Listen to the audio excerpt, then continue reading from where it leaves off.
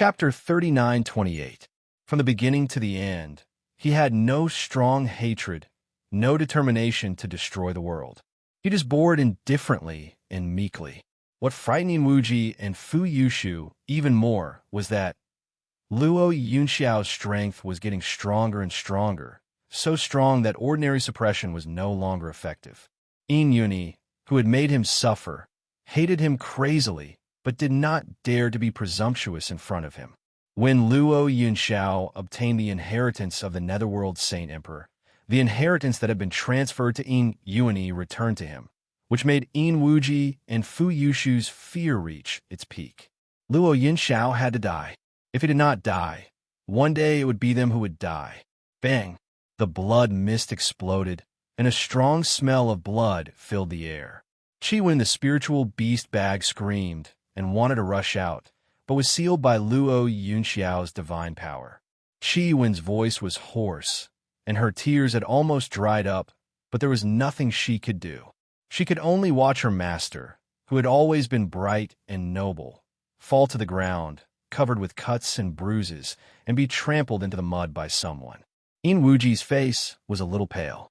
Looking at the burns on his body, the blue veins on his forehead kept throbbing. Damn it! When had the strength of this evil creature become so strong? Immortal Venerable. They were both immortal venerables. He had entered the immortal venerable realm 1,000 years earlier than Luo Yunxiao. But now Luo Yunxiao was actually able to fight evenly with him.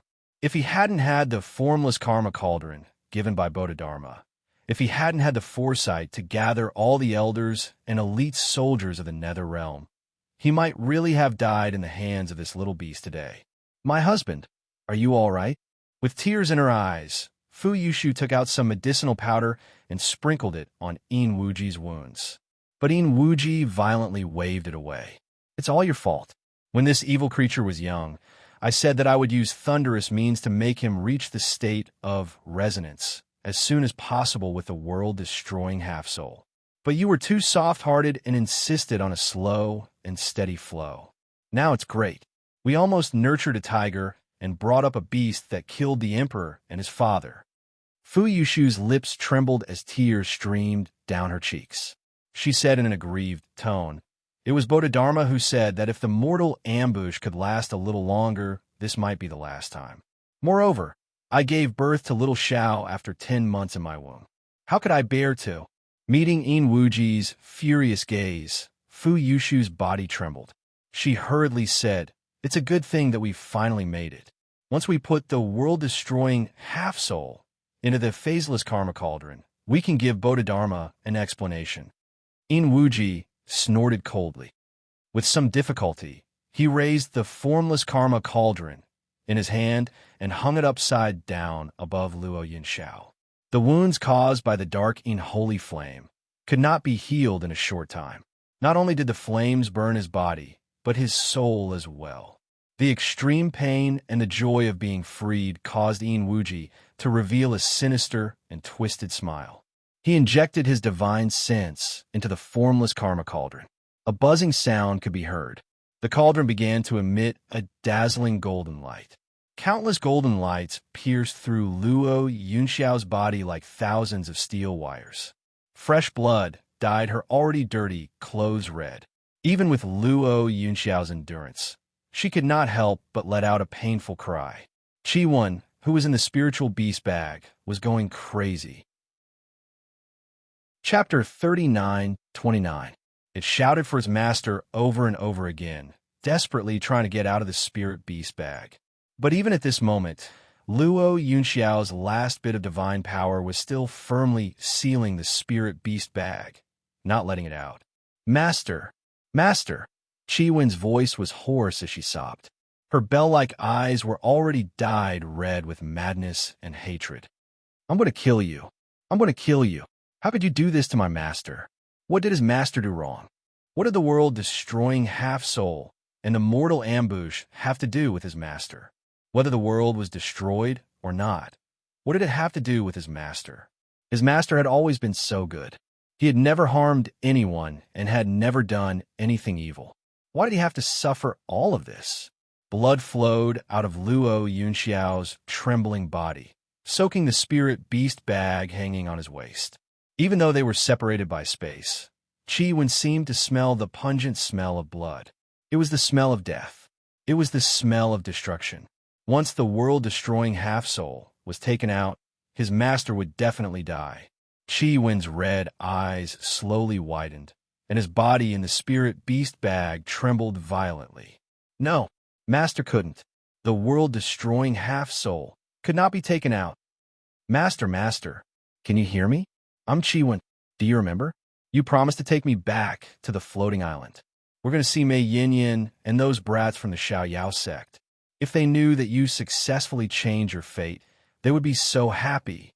Mei Yin sacrificed so much to find the yin-yang twin heart, the 12 evils, and the 36 stars for you. In order to help you change your fate, these little fellows almost lost their lives. Master, you still have a Xiaoyao sect. Yin Wuji and Fu Yushu don't want you. The Nether region doesn't want you, but Mei Yin and the others do. Have you forgotten? You're their most important martial uncle. Only the Xiaoyao sect is Master's home. Master, did you hear me? The hoarse voice rang out again and was transmitted over and over again. Qi Wen didn't know if his master could still hear him. It only knew that it couldn't give up.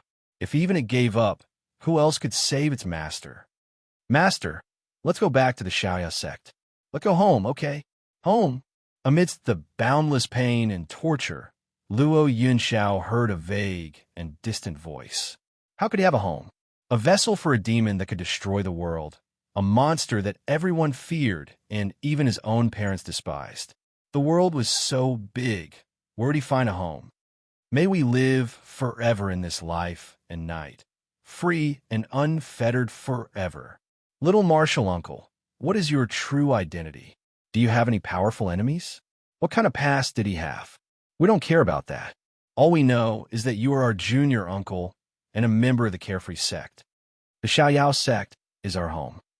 The Xiaoyao 7 disciples and junior martial uncle are indispensable. We don't have a master anymore. We don't want to see youngest martial uncle leave us forever. Little martial uncle, Yin Wuji isn't your family, but we are. Will you come home with me? How could this be? Yin Wuji's expression suddenly changed. He looked at the formless karma cauldron in his hand in disbelief. The dazzling golden light it emitted began to slowly dissipate. Chapter 39:30. The sound of the wooden fish and Buddhist chants that had been echoing between heaven and earth also gradually faded. Fu Yushu's body could not stop trembling, her face pale. She looked in disbelief at Luo Yunxiao, who was lying in a pool of blood. He has not reached resonance with the world-destroying half-soul. How is this possible? He has been deceived like this. Why has his soul not been completely dyed black? This is impossible. Absolutely impossible. Fu Yushu suddenly rushed over like she had gone crazy, kicking Luo Yunxiao. Why? Why do you still persist? I have never treated you as a son. I want you to die. I only hate that you were never born. In my heart, you are not even as good as a dog. Don't you hate? Don't you hate to the point that you want to kill me? Want to kill the entire world? Ah! She suddenly took out a silver hook and viciously stabbed at Luo Yunxiao's shoulder blade, piercing the bone and locking the soul. The pain was unbearable. This was the bone-piercing soul hook. As long as this hook was pierced through a person's ribs, the silver chain would automatically wrap around the heart and dantian of the cultivator, and then kill. Luo Yunxiao had the world-destroying half-soul in his body and could not be killed. But he endured the pain of the bone-piercing soul hook without missing a beat. Fu Yushu pulled out the bone-piercing soul hook and smashed it down again and again. Her face was ferocious and filled with tears. Luo Yunxiao, I beg you to let me go. Let's go, please. You hate me. You fused with the world-destroying half-soul. Why are you still not willing to let me go? How long are you going to pester me? Yin Wuji's hand that was holding the formless karma cauldron could not stop trembling. His eyes were filled with unconcealable fear, regret, and hatred. The elders of the Nether region, and even the hard-hearted elite soldiers could not help but retreat. They could not bear to see such a scene. Yu Qin's hands clenched, and he bitterly closed his eyes. Why had he chosen the First Highness as the host? Such outstanding talent, such a persevering and kind nature. If he was the lord of the nether region, how good would that be? But it was too late to say anything now. Come, In Wuji suddenly roared angrily. Take the Empress to the palace to rest. Send this vile spawn into the prison to be tortured day and night. I don't believe he can last forever. Just like that, the bone-perforating soul hook lock was left in Luo Yunxiao's body, which was riddled with holes. It locked his cultivation, locked his heart, and locked his soul. Fu Yushu's hair was disheveled, and her face was covered in tears and mucus. She couldn't even stand straight and had to be moved away from him. The two elders of the Nether Realm obeyed the order and stepped forward. They grabbed Luo Yunxiao's hands and dragged her up from the ground. Even though Luo Yunxiao was in such a state, they did not dare to lower their guard. The scene that happened just now had given them too much shock and fear. However, an unforeseen event happened at this moment. Luo Yunxiao, who was lying in a pool of blood, suddenly soared into the sky. In Wuji and the elders of the Nether Realm were caught off guard, and an opening was made in the encirclement. He charged straight towards the river of forgetfulness. Stop him! In Wuji's expression changed drastically, and he let out an angry roar. At the same time, the long sword in his hand shot out. In Wuji's sword was called the Netherfire Rainbow. It was a holy treasure, and also In Wuji's life sword. At this time, the Netherfire Rainbow was activated with all his strength. Like a flowing fire, it cut through the air and caught up to Luo Yunxiao in the sky in the blink of an eye. Chapter 39-31. Puchi. The huge demonic beast's body was cut open. Even its tail was cut in half. Chiwen let out a painful howl. Blood and guts fell from the sky. But Chiwen clenched her teeth. Not only did she not stop, she ignored the loss of the demonic cores in her body and pushed her speed to the maximum. River of Forgetfulness. The River of Forgetfulness was right in front of her. Entering the River of Forgetfulness, breaking 3 souls, severing 7 spirits, life and death, drinking all the tears of the world. Chiwen knew that she would die if she entered the River of Forgetfulness. But Luo Yunxiao's dark, holy flame originated from the River of Forgetfulness. So as long as she could send him into the River of Forgetfulness, she would have a chance of survival. Master, you must live on. Mei Yin and the little bastards of Xiao Yao sect are all waiting for you. It was getting closer, even closer. Just a little bit more, and she would be able to send Luo Yunxiao into the River of Forgetfulness. But at this moment, annoying sounds of wooden fish and Sanskrit could be heard in the sky. The small, formless karma cauldron became huge and floated above Luo Yunxiao and Chiwen's head. Do no evil, do all good, inanimate. All laws return to one.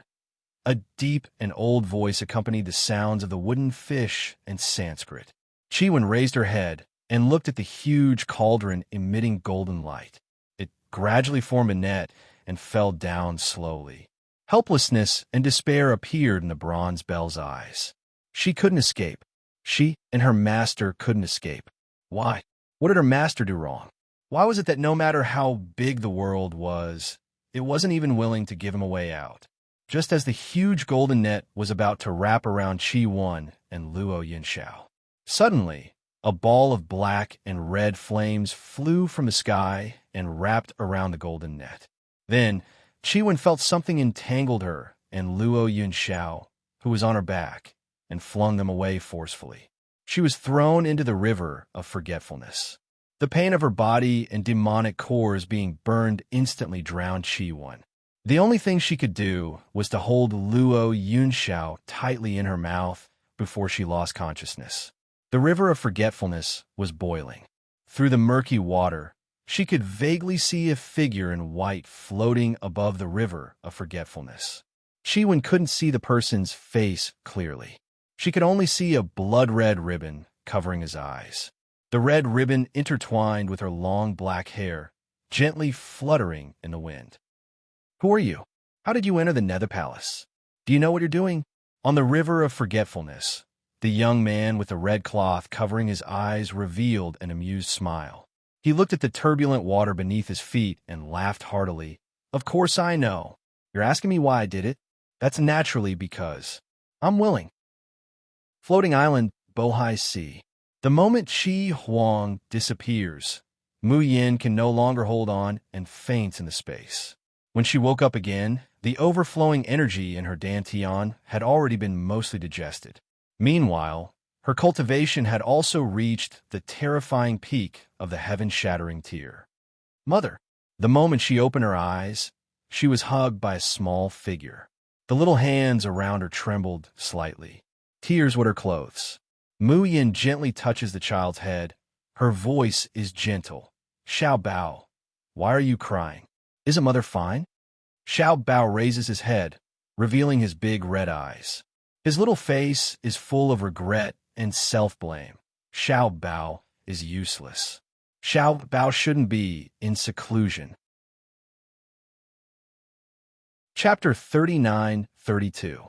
Otherwise, he would have been able to help his mother, and he wouldn't have let her suffer such a serious injury. Fool! Mu Yin wipes away the tears on his face, pinches his tender little face, and says, "Xiao Bao is still a child. What he needs to do the most right now is to cultivate hard and become stronger and stronger." Every time Xiao Bao goes into closed-door cultivation, it means that Xiao Bao's strength has increased by 30%. One day, you'll be strong enough to protect mother, right? Moreover, don't you see that mother is fine? Since they'd chosen the path of cultivation, injuries and dangers were unavoidable. Mother was like that, father was like that, and Xiao Bao was also like that. Although mother is very reluctant to see Xiao Bao get hurt, and she doesn't want Xiao Bao to encounter danger, mother will absolutely not restrain Xiao Bao and lock him in a warm cage, so that he will never have the ability to spread his wings and soar. Xiao Bao is like this, and mother is also like this, right? Mu Yan's expression was gentle. As she spoke, she gently smoothed Xiao Bao's hair. There are some things that must be done even though it is clearly dangerous. There are some roads that must be walked even though they are clearly not smooth. There are some experiences that can only be experienced by oneself.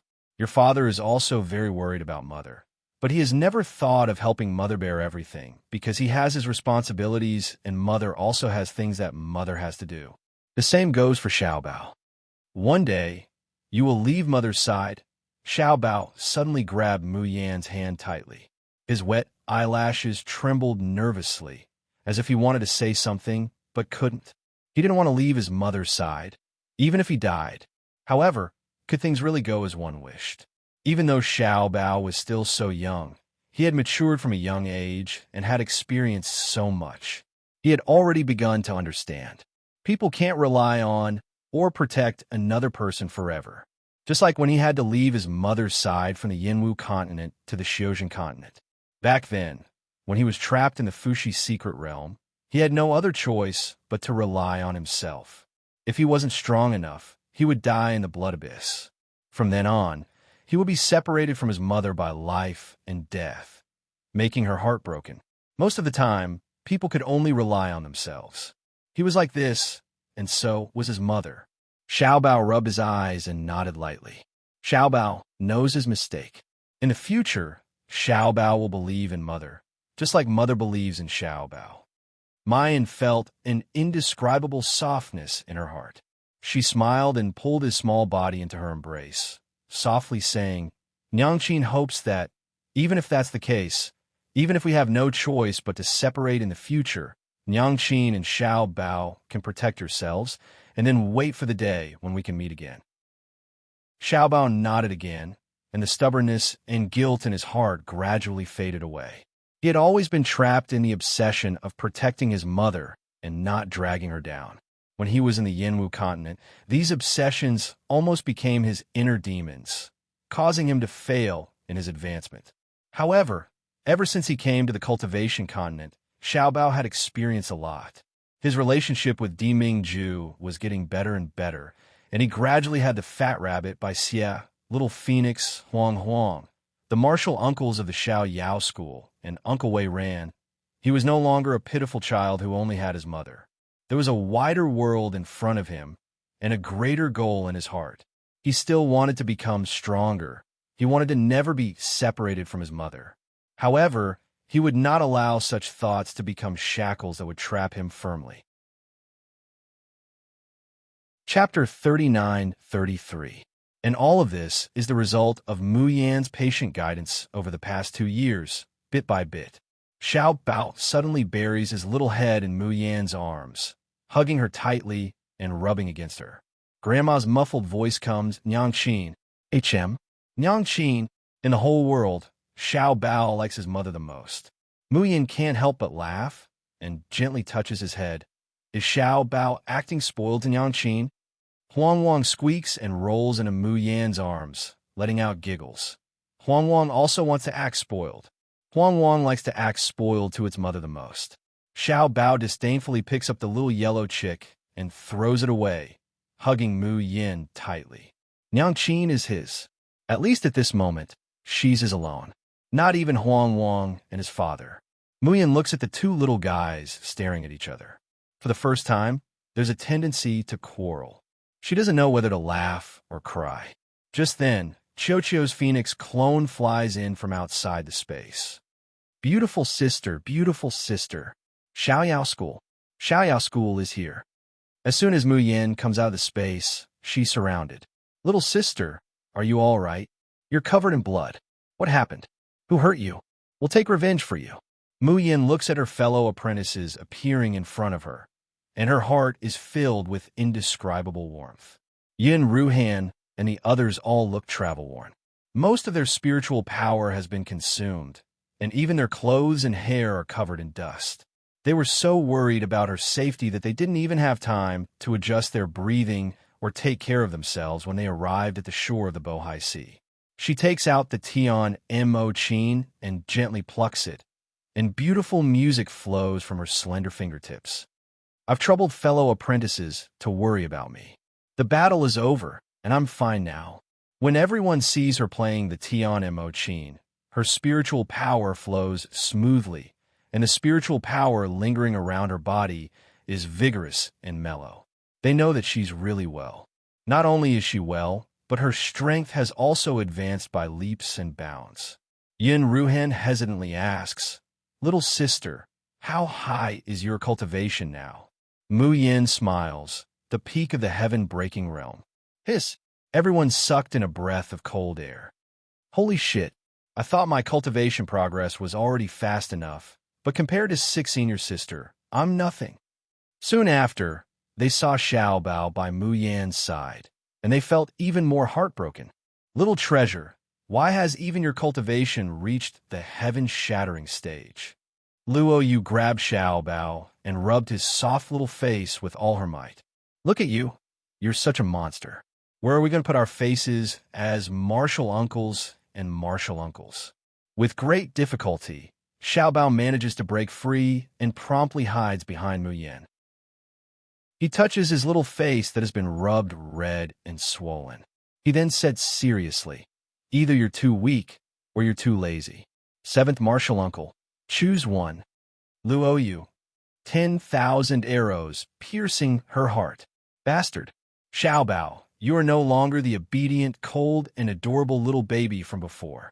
Who on earth had led his obedient little martial nephew astray? Mu Yin said with a smile. Eldest senior brother, you came at the right time. The energy of the divine fruit in my body hasn't completely dissipated. It's a waste if I can't absorb it. Why don't I help you absorb it now? What's a divine fruit?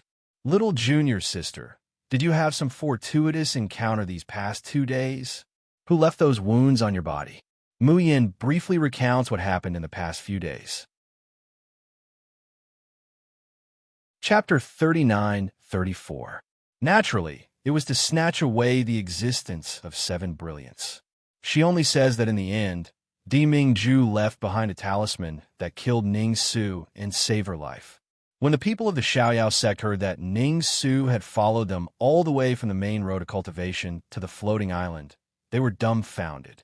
To think that we thought he was a good person in the beginning. I didn't expect that it would stick to Six Senior Sister like a dog-skin plaster and wouldn't let go. Fortunately, Six Senior Sister is blessed and Instructor Mo is invincible. Otherwise, the consequences would be unimaginable. Mu Yin gently stroked the void spirit ring between her fingers, slightly frowning. Di Mingju still hasn't responded. Even eldest senior brother and the others sensed that he was in danger and rushed over.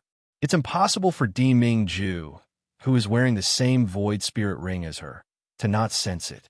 There is only one possibility for him to be unable to rush over despite knowing that he was in danger. That was, he was in great danger. It was so dangerous that he couldn't free himself to save her. Mu Yin takes a deep breath, loosens her grip, and forces herself not to think about it. Di Mingju has chosen to believe in her, so she must also learn to believe in Di Mingju. The man that she, Jun Mayan, likes is wise, far-sighted, powerful, and unparalleled in the world. He wouldn't get into trouble so easily. Even if he encountered danger, he would definitely be able to avert it. Now, she was already at the peak stage of the Shattering Heaven tier, and the cultivation of her fellow disciples had also improved by leaps and bounds during this period of time. Just a little bit more, and they would have ascended to the Xioshin continent. At that time, she will know what happened to Di Mingju. Thinking of this, she sat down cross-legged and gently plucked the strings of a zither. As the sound of the guqin turned into the Big Dipper skill, it connected the 7 people. Yun Ruhan and the others also slowly sat down and sank into a state of oblivion. Time passed slowly. By the time Mu Yin had transferred all the energy from the divine fruit to the 6 people of the Xiao Yao sect, 3 days had already passed.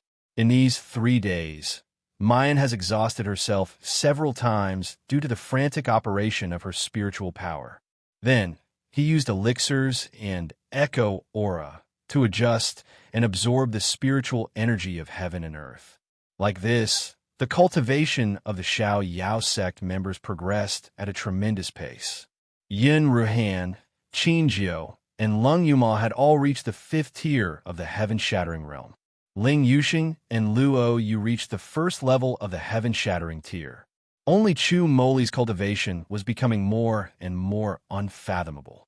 With a rough look, it seemed that he was still at the earth creation realm, but even Mu Yin couldn't tell how strong 3rd senior brother was. As for Mu Yin, she also spent these 3 days stabilizing and absorbing the energy of the divine fruit. Presently, she was only a step away from the mysterious immortal realm. I knew that I would have meat to eat if I followed Six Senior Sister. When we return to Liberty City and Uncle Wei and the others see our cultivation, won't their jaws drop? Yes. In less than a year, he had advanced from the hollow immortal mortal stage to the golden immortal peak heaven-shattering stage. No one would be willing to believe such a thing if it was said out loud. What was even more unbelievable was that there wasn't just one such miracle, but 7. Even with all sorts of fortuitous encounters, it was still too shocking and unimaginable. Longfeather Mo slashed the Red Lotus soul-stealing blade towards the sea. After a loud bang, the surface of the sea surged, rolling up stormy waves. Red flames flickered in the waves. Longfeather Mo withdrew the Red Lotus soul-stealing blade, her face full of joy. She hooked her arms around Mu Yan's neck and shook her head, sighing, "I've always been humble and low-key, but now I have to admit that I'm a genius. Our Xiao Yao sect is full of geniuses, ha!" Chapter 39-35. Luo Yu and Ling Yuxing both gave her a vomiting expression. "You're still humble and low-key? I almost don't know how to write the words humble and low-key anymore. You're courting death." The few of them fooled around for a while, and laughter filled the coast. "It's time for us to return to Liberty City," Mu Yin said warmly. "Now that the 7 of us have reached the heaven-breaking tier, we only need an opportunity to ascend to the Xioshin continent." Chu Moli asked, "Where did these 7 people come from?" He was still at the peak of the earth creation realm. Mu Yin curled her lips and ignored him. She continued, "Earlier, I made arrangements for Rue Nyang and the people of Liberty City. I asked them to carry letters for the Nether Fire Army. If the floating island really collapses one day, they will have something to rely on when they return to the cultivation continent." Falling from the floating island to the cultivation continent was not as simple as changing places. Their cultivation would be greatly reduced by the heavenly Tao. The heavenly Tao would not allow a power beyond the tribulation stage to remain on the path of cultivation for long. The increase of the desolate Qi would also cause their bodies to begin to deteriorate. Fortunately, Mu Yin had already prepared elixirs that could remove the desolate aura for the people of Liberty City. Coupled with the protection of the Nether Flame Army, the people of Liberty City did not have to worry even if they went to the cultivation continent. According to Little Monkey, this was the benefit of having someone to rely on. The Little Monkey could be considered a disciple of the Xiaoyao sect. However, his talent was average and his cultivation level had not reached the Golden Core stage. If he were to be forcefully taken to the Xiaoxin continent, it would be counterproductive. The Little Monkey also knew that he wasn't a genius like his martial uncles and little senior brother.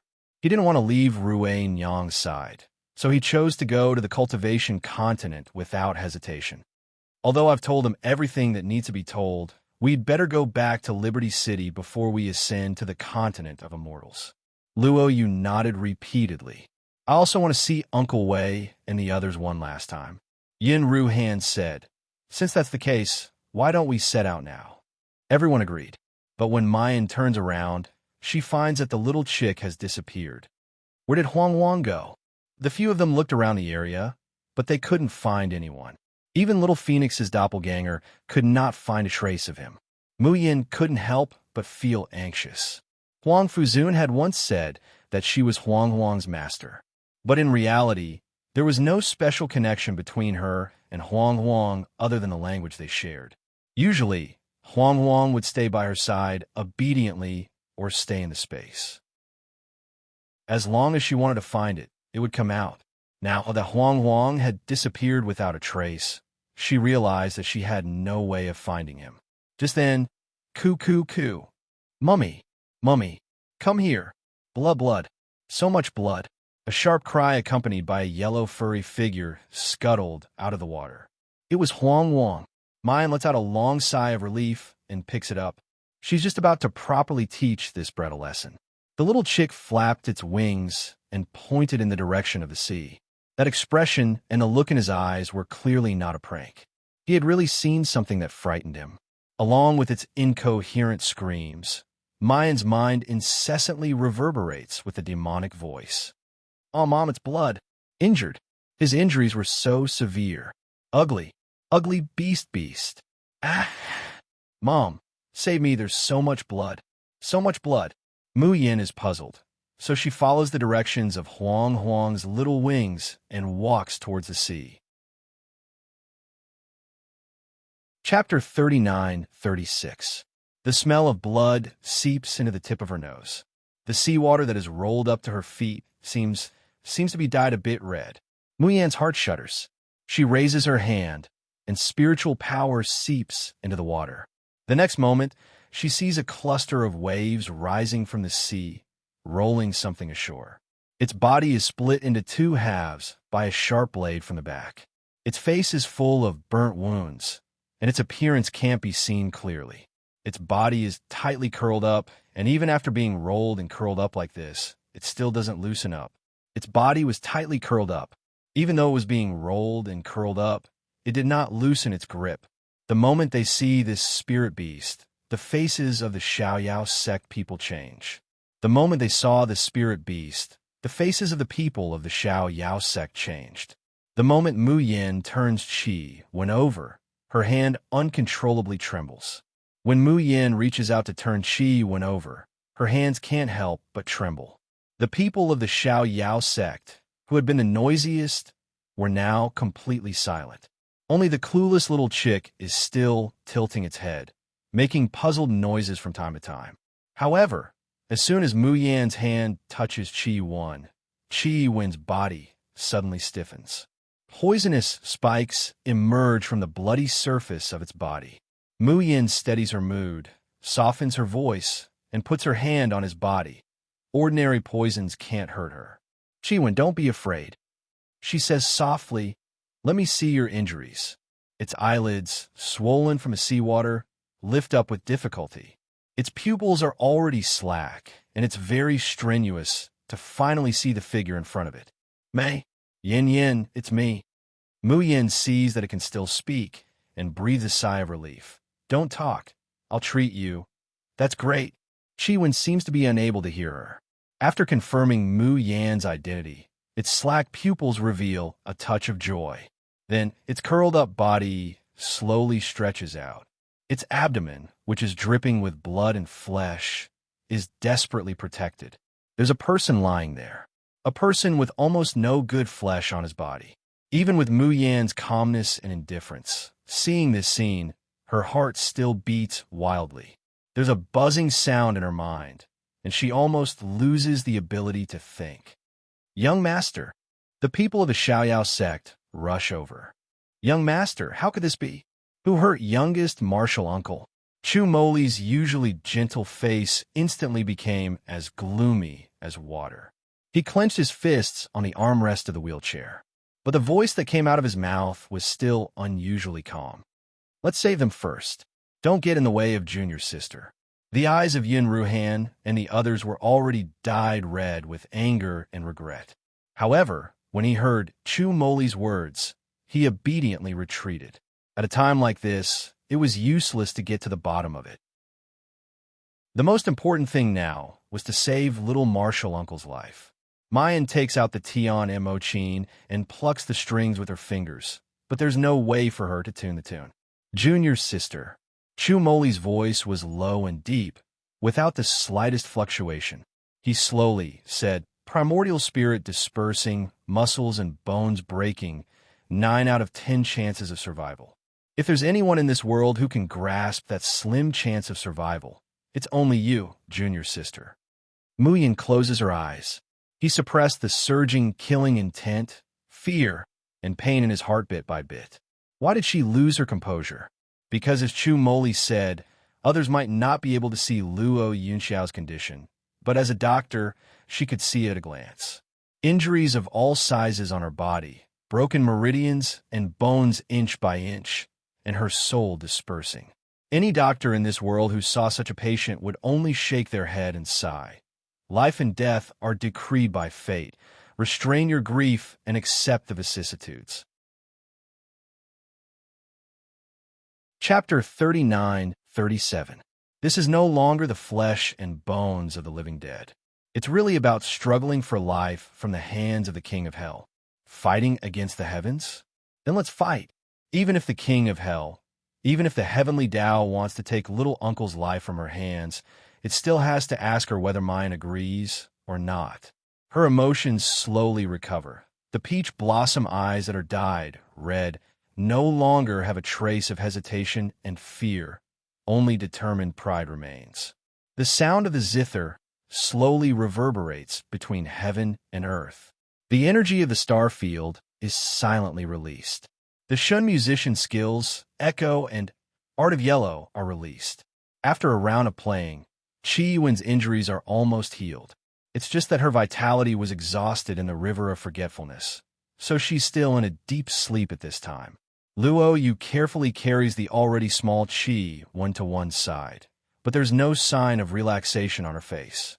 Because everything has just begun, Mayan takes out a bottle of elixir and swallows it, then uses the echo to replenish her spiritual power.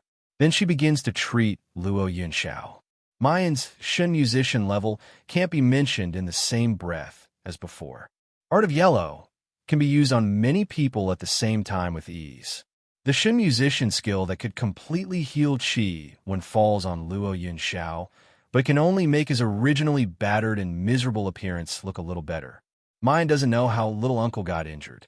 Who could be so ruthless to the point of piercing his shoulder blade, locking his heart, tearing his soul apart, and even trying to shatter his dantian and the 3 souls and 7 spirits inch by inch? It wouldn't be an exaggeration to say that Luo Yunxiao is at the end of his rope. It's just that there seems to be a strange energy in his body that's protecting his heart veins, allowing him to persevere to this moment without his soul flying away and dispersing. Mayan thinks of Qi Huang. Qi Huang's sudden change, little uncle's current miserable condition, and this invisible substance in his body, that energy that even she can't grasp and see through. Is it related to Qi Huang? There are only two ways to save little uncle now.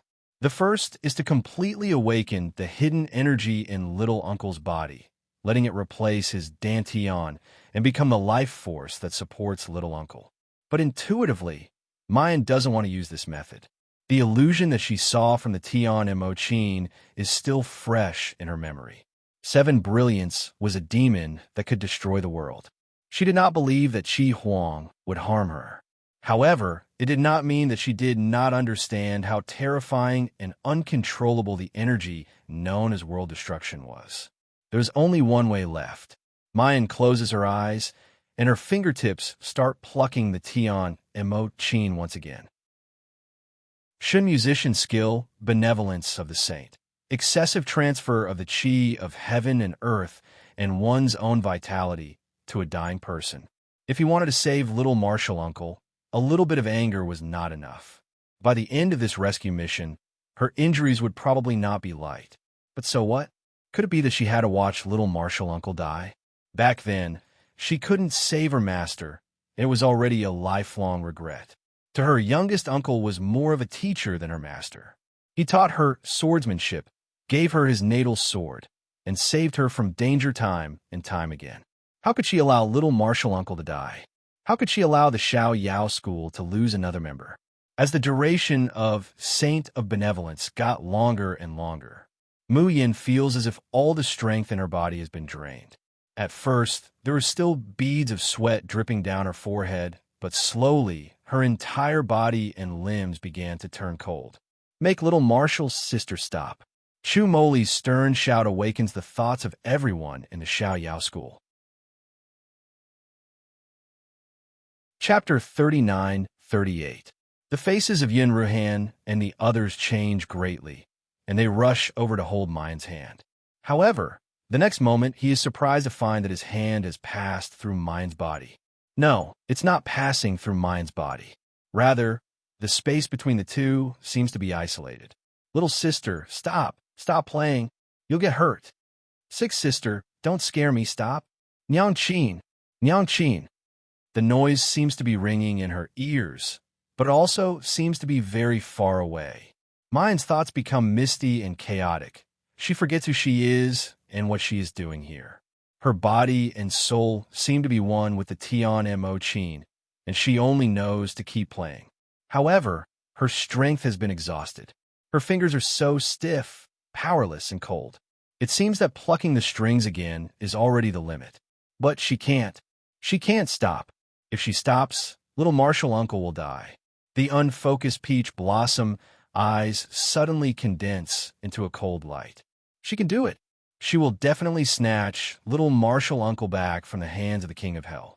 She has saved thousands of people in this world. How could she not save her most beloved little Marshall Uncle? She doesn't know where the strength comes from, but her originally powerless fingers. Faintly, she hears a low voice murmuring in her ear. Medicine is the way of medicine, the sage's benevolent heart, the sage's benevolent skill. 3,000 living beings, the Red Lotus Nirvana shows mercy. The Red Lotus Nirvana shows mercy? How to Nirvana? How to show mercy? Sacrifice her own life in exchange for little Marshall Uncle's life? No, this is not her way of medicine. She wants to save little Marshall Uncle's life, but she also doesn't want to die. Her Xiao Bao is waiting for her, and her Diming Ju is waiting for her. If she dies, there will be many people who will be sad. She's no longer that lonely Jun Mayan from her previous life. Since she can't sacrifice herself for righteousness, then Nirvana. Zheng. A music that can almost break through the clouds resounds, and a powerful energy impact sends Yun Ruhan and the others flying out, directly smashing into the grass on the side.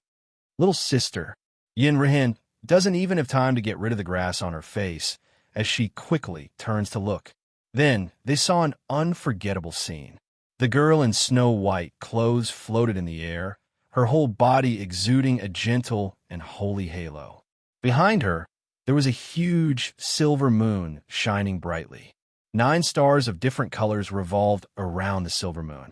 Then it stretches out strands of energy threads and twines them around Mu Yin and Luo Yinxiao. Red flames ignited at the end of the thread. Junior sister, junior martial uncle. One look, and one could tell that the flame was terrifying. Yin Ruhan was scared out of her wits, and she rushed out to save him. However, before they could make a move, a piece of white paper flew out from Chu Moli's hand. The white paper floated in front of Mu Yin, and dots of ink began to appear on it. Chu Mo Li's steady voice also reached everyone's ears. Wait a little longer. Little junior sister has already ushered in a favorable turn of events. His pale and slender hand held a brush, lightly sketching in the air. Following his movements, the ink marks on the floating white paper began to form strange patterns, or perhaps symbols. Chu Moli's complexion also visibly worsened. Only the corners of his mouth hooked up into a shallow smile. Little sister, you really can give people a pleasant surprise at any time and any place. Yin was awakened by the aroma of food. She still hadn't opened her eyes, but her stomach was already rumbling in protest. Chapter 39:39. Mayan opens her eyes in a daze and sees her 5th brother sitting next to the fire, roasting meat. She doesn't know what kind of spirit beast meat is. It looks fresh and juicy, and the skin has been roasted until crispy. But Ling Yuxing doesn't know what he's thinking. He's distracted. The meat on one side is done roasting, but he doesn't know how to turn it over. Mayan crawls up and raises her hand, grabs the meat from Ling Yuxing's hand, and takes a big bite. It melts in her mouth, leaving a fragrant taste in her mouth. 5th brother's culinary skills are really not bad. The only thing lacking is that he hasn't put in the seasoning, or he put it carelessly, so it's a bit bland. But Mayan is very hungry at this time. How could she care so much? In 2 or 3 bites, a big piece of meat is almost eaten. However, her stomach has become a bottomless pit. Such a big piece of meat entered her stomach, but she doesn't feel full at all. Instead, her stomach is rumbling with hunger. 5th brother, is there anything else?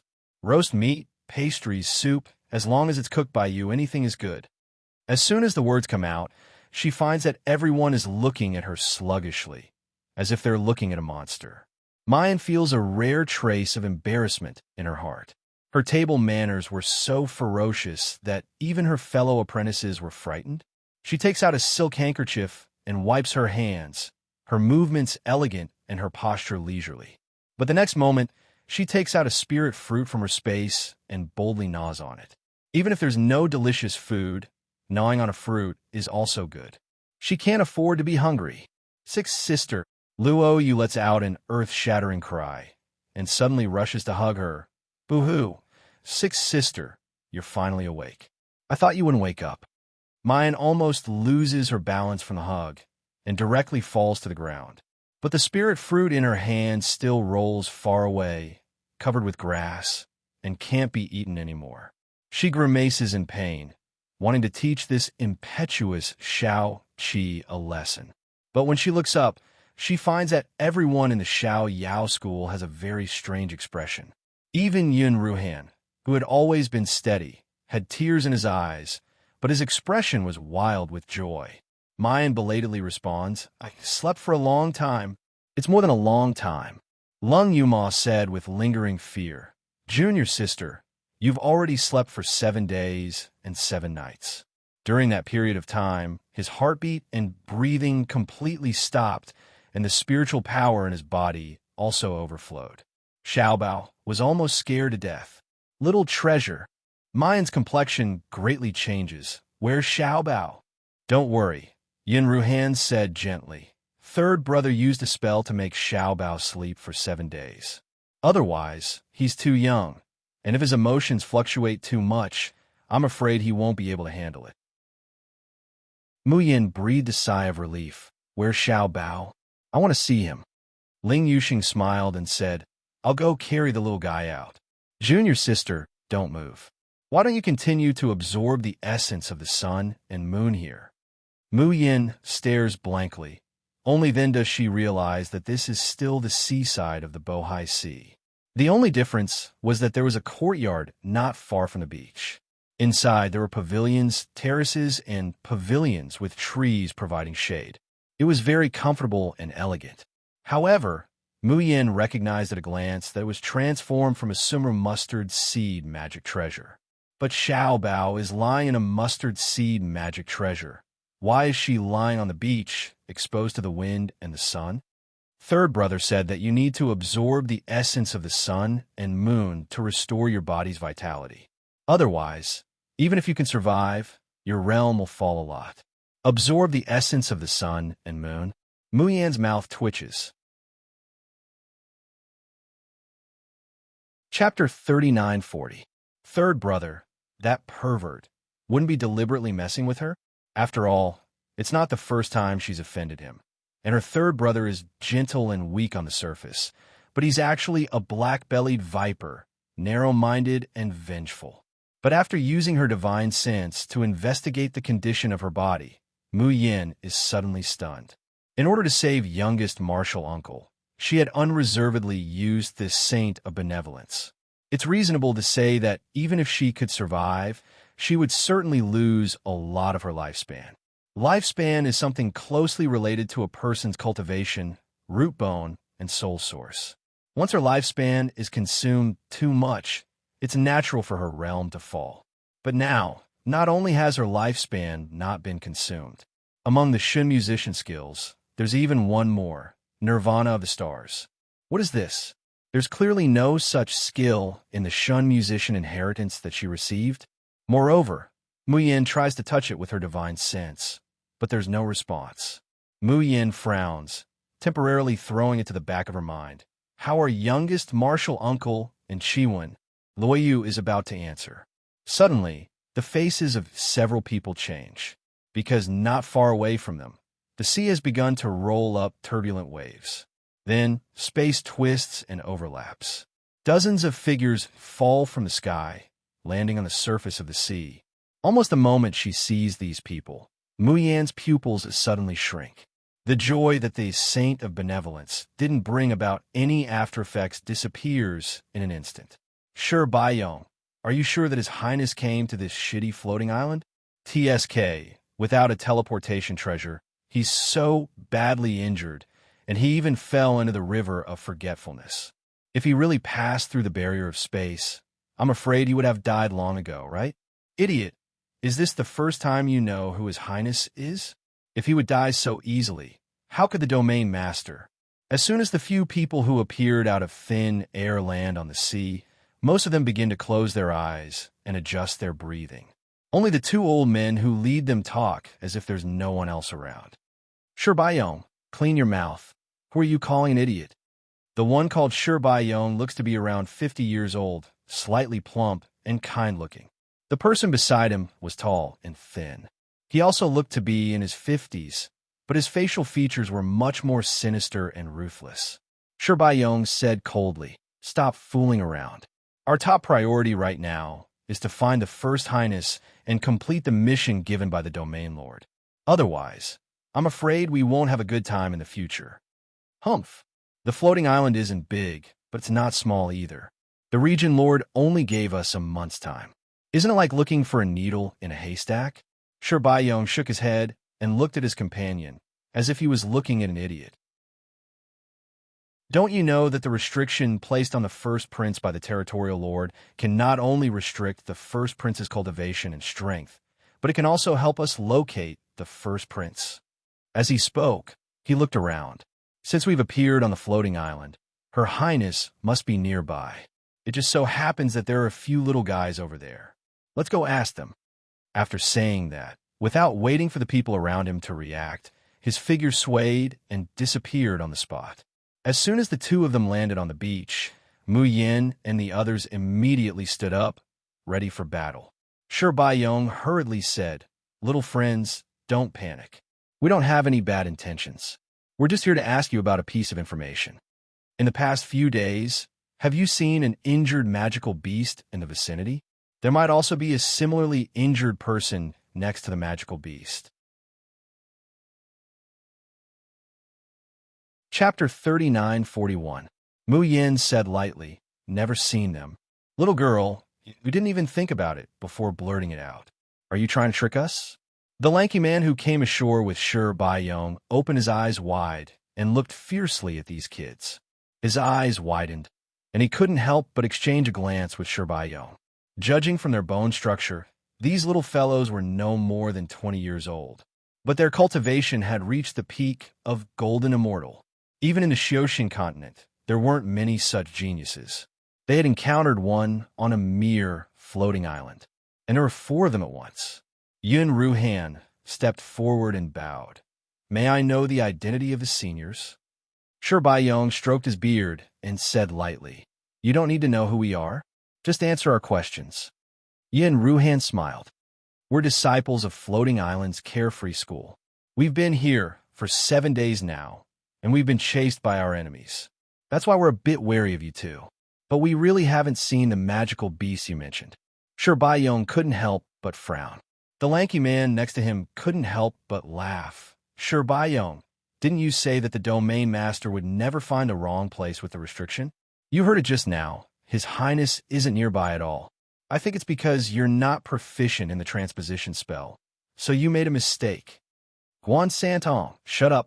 Shi Baiyong shouted angrily, his face unsightly. At this time, the people who were resting on the sea surface had recovered from the discomfort of passing through the spatial barrier, and they all flew over.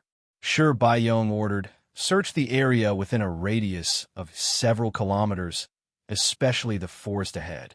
Yes, the people behind him scattered. Shi Baiyong smiled and looked at the courtyard not far away. "We've come a long way and are a little thirsty. I wonder if you can invite us in to sit?" Yin Ruhan's heart skipped a beat, but her face was calm. "Of course. Please, seniors. I only hope you won't mind our crude mustard seed magic weapons." Shi Baiyong saw that these people were so calm even when facing him and Guan Santong, and he couldn't help but have a higher opinion of them. Such outstanding young talents. If he could wait for them to ascend and recruit them to the nether realm, it would not be bad. Guan Santong, who was a step behind Shi Baiyong, couldn't help but glance at Mu Yin, his eyes revealing a look of astonishment and greed. The group soon arrived at the courtyard. "Mother." As soon as they entered, Xiao Bao threw himself into Mu Yan's embrace. His little hands hugged her tightly, and his little body couldn't stop trembling. Mu Yan's heart aches terribly, and she can't stop feeling guilty. No matter how reasonable she was, it was a fact that she had caused Xiao Bao to be on tenterhooks so many times in the past few days. He thought of Xiao Bao's anxiety, fear, and sadness when he saw that he wasn't breathing and had a heartbeat. Mu Yin couldn't help but want to ruthlessly slap herself. But at this moment, she couldn't show it. She took a deep breath and held back the tears in her eyes. Then, she picked him up and kissed his little face. She smiled and said, "Mother only went out for a while, and you're already crying? Xiao Bao is already 6 years old. He's a man. How can he cry so easily?" Xiao Bao's little hand squeezed Mu Yan's fingers tightly, as if he was afraid that she would run away. Chapter 3942. "Xiao Bao, don't leave Mommy's side. Don't." The delicate baby wouldn't stop crying, and it wasn't annoying at all. Instead, it was enough to melt a person's heart. Mu Yin said gently, "I'm sorry. My son is naughty and mischievous. Please don't laugh at me." Guan Santong licked his lips and looked at Mu Yin, then at the cute Xiao Bao in her arms. The greedy light in his eyes grew brighter. He chuckled, stepped forward, and reached out to touch Xiao Bao's face. "You're so cute. Let me hug you, and I'll give you something nice. How about that?" Mayan calmly takes a step back, avoiding Guan Santong's touch. A bone-piercing chill flashes through her eyes. "Little girl, if you won't let me hug your son, why don't you let me hug him? Treat me well, and you'll be rewarded in the future." This time, It was Xiao Bao's turn to be cold, and he almost couldn't control his childish demeanor anymore. He rubbed the warding evil sword that had shrunk to the size of a palm at his waist. He heard Bai Xie's exasperated voice. "Damn it, you old pervert. You're a sucker for both men and women, young and old. Why is everyone in the netherworld like this? Young master, let me chop him into 8 or 10 pieces later." Not only did he covet Boss Jun, he even coveted his young master. He must be tired of living. Xiao Bao tightened his grip on the warding evil sword and didn't say anything. Guan Santong saw that Mu Yin was looking at him indifferently, and there was even a hint of coldness in her eyes. He was displeased and his face darkened. "You're just a few golden immortals from the mortal world. I advise you to behave yourself. It's your honor that I like you." Guan Santong. He was about to step forward when Shi Baiyong came out of the room and snapped at him. "Don't forget what we're here for. Think about what will happen to you if you ruin the master's plan." Guan Santong snorted coldly, but still retreated. It's just that his pair of sinister eyes can't help but glance at Mu Yin and Xiao Bao. Behind Shi Baiyong were Chu Moli and Ling Yusheng, who were sitting in a wheelchair. Obviously, Shi Baiyong did not find Qi Wen and little martial uncle. How could Yin Ruhan be so at ease to bring people into this spatial treasure? It was precisely because Chu Moli was here. He knew that as long as Old Third noticed that something was amiss, he would react accordingly and make preparations. At this moment, Chu Moli's complexion was even paler. It seemed as if he couldn't walk properly. He looked weak and harmless. Even Shi Baiyong noticed Ling Yusheng's talent. He sighed with emotion at how a small sect on the floating island could produce so many geniuses, yet he didn't notice Chu Moli's uniqueness. Chu Moli coughed lightly a few times. Only then did he reveal a weak smile. "I've embarrassed myself in front of the 2 seniors. My junior and junior brothers came to this northern territory in order to find a good cure for my illness. I wonder if the 2 seniors have a specific appearance of the person and magical beast you are looking for. If there is a portrait, it might be more convenient for us to help you find them." Shi Baiyong shook his head. "That won't be necessary." Although finding Luo Yunxiao didn't have to be done in secret, it couldn't be done with too much fanfare either. It was even more impossible for him to leave behind a portrait. "Since that's the case, we'll take our leave first. Thank you for your hospitality, little friends. If you encounter any difficulties in ascending to the Xioshin continent in the future, you can come to the netherworld to look for this old man." Chapter 3943. With that, Shi Baiyong threw a jade slip to Yun Ruhan.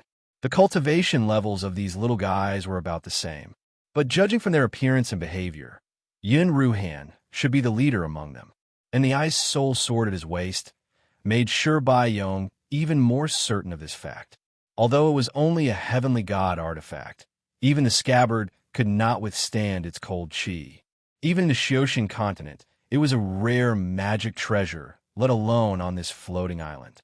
To have such a treasure, Yun Ruhan was obviously the strongest among the 7. Shi Baiyong and Guan Santong walked out of the courtyard but did not go far. They waited for the results of the search. This time, the 2 of them brought more than 10 Xian immortals with them. Half of them were good at stealth and tracking. As long as Luo Yunxiao was nearby, they did not believe that they could not find her. However, these 20 Xian immortals searched from dawn to dusk. In the end, they found nothing. "This is impossible." Shi Baiyong's face was full of disbelief.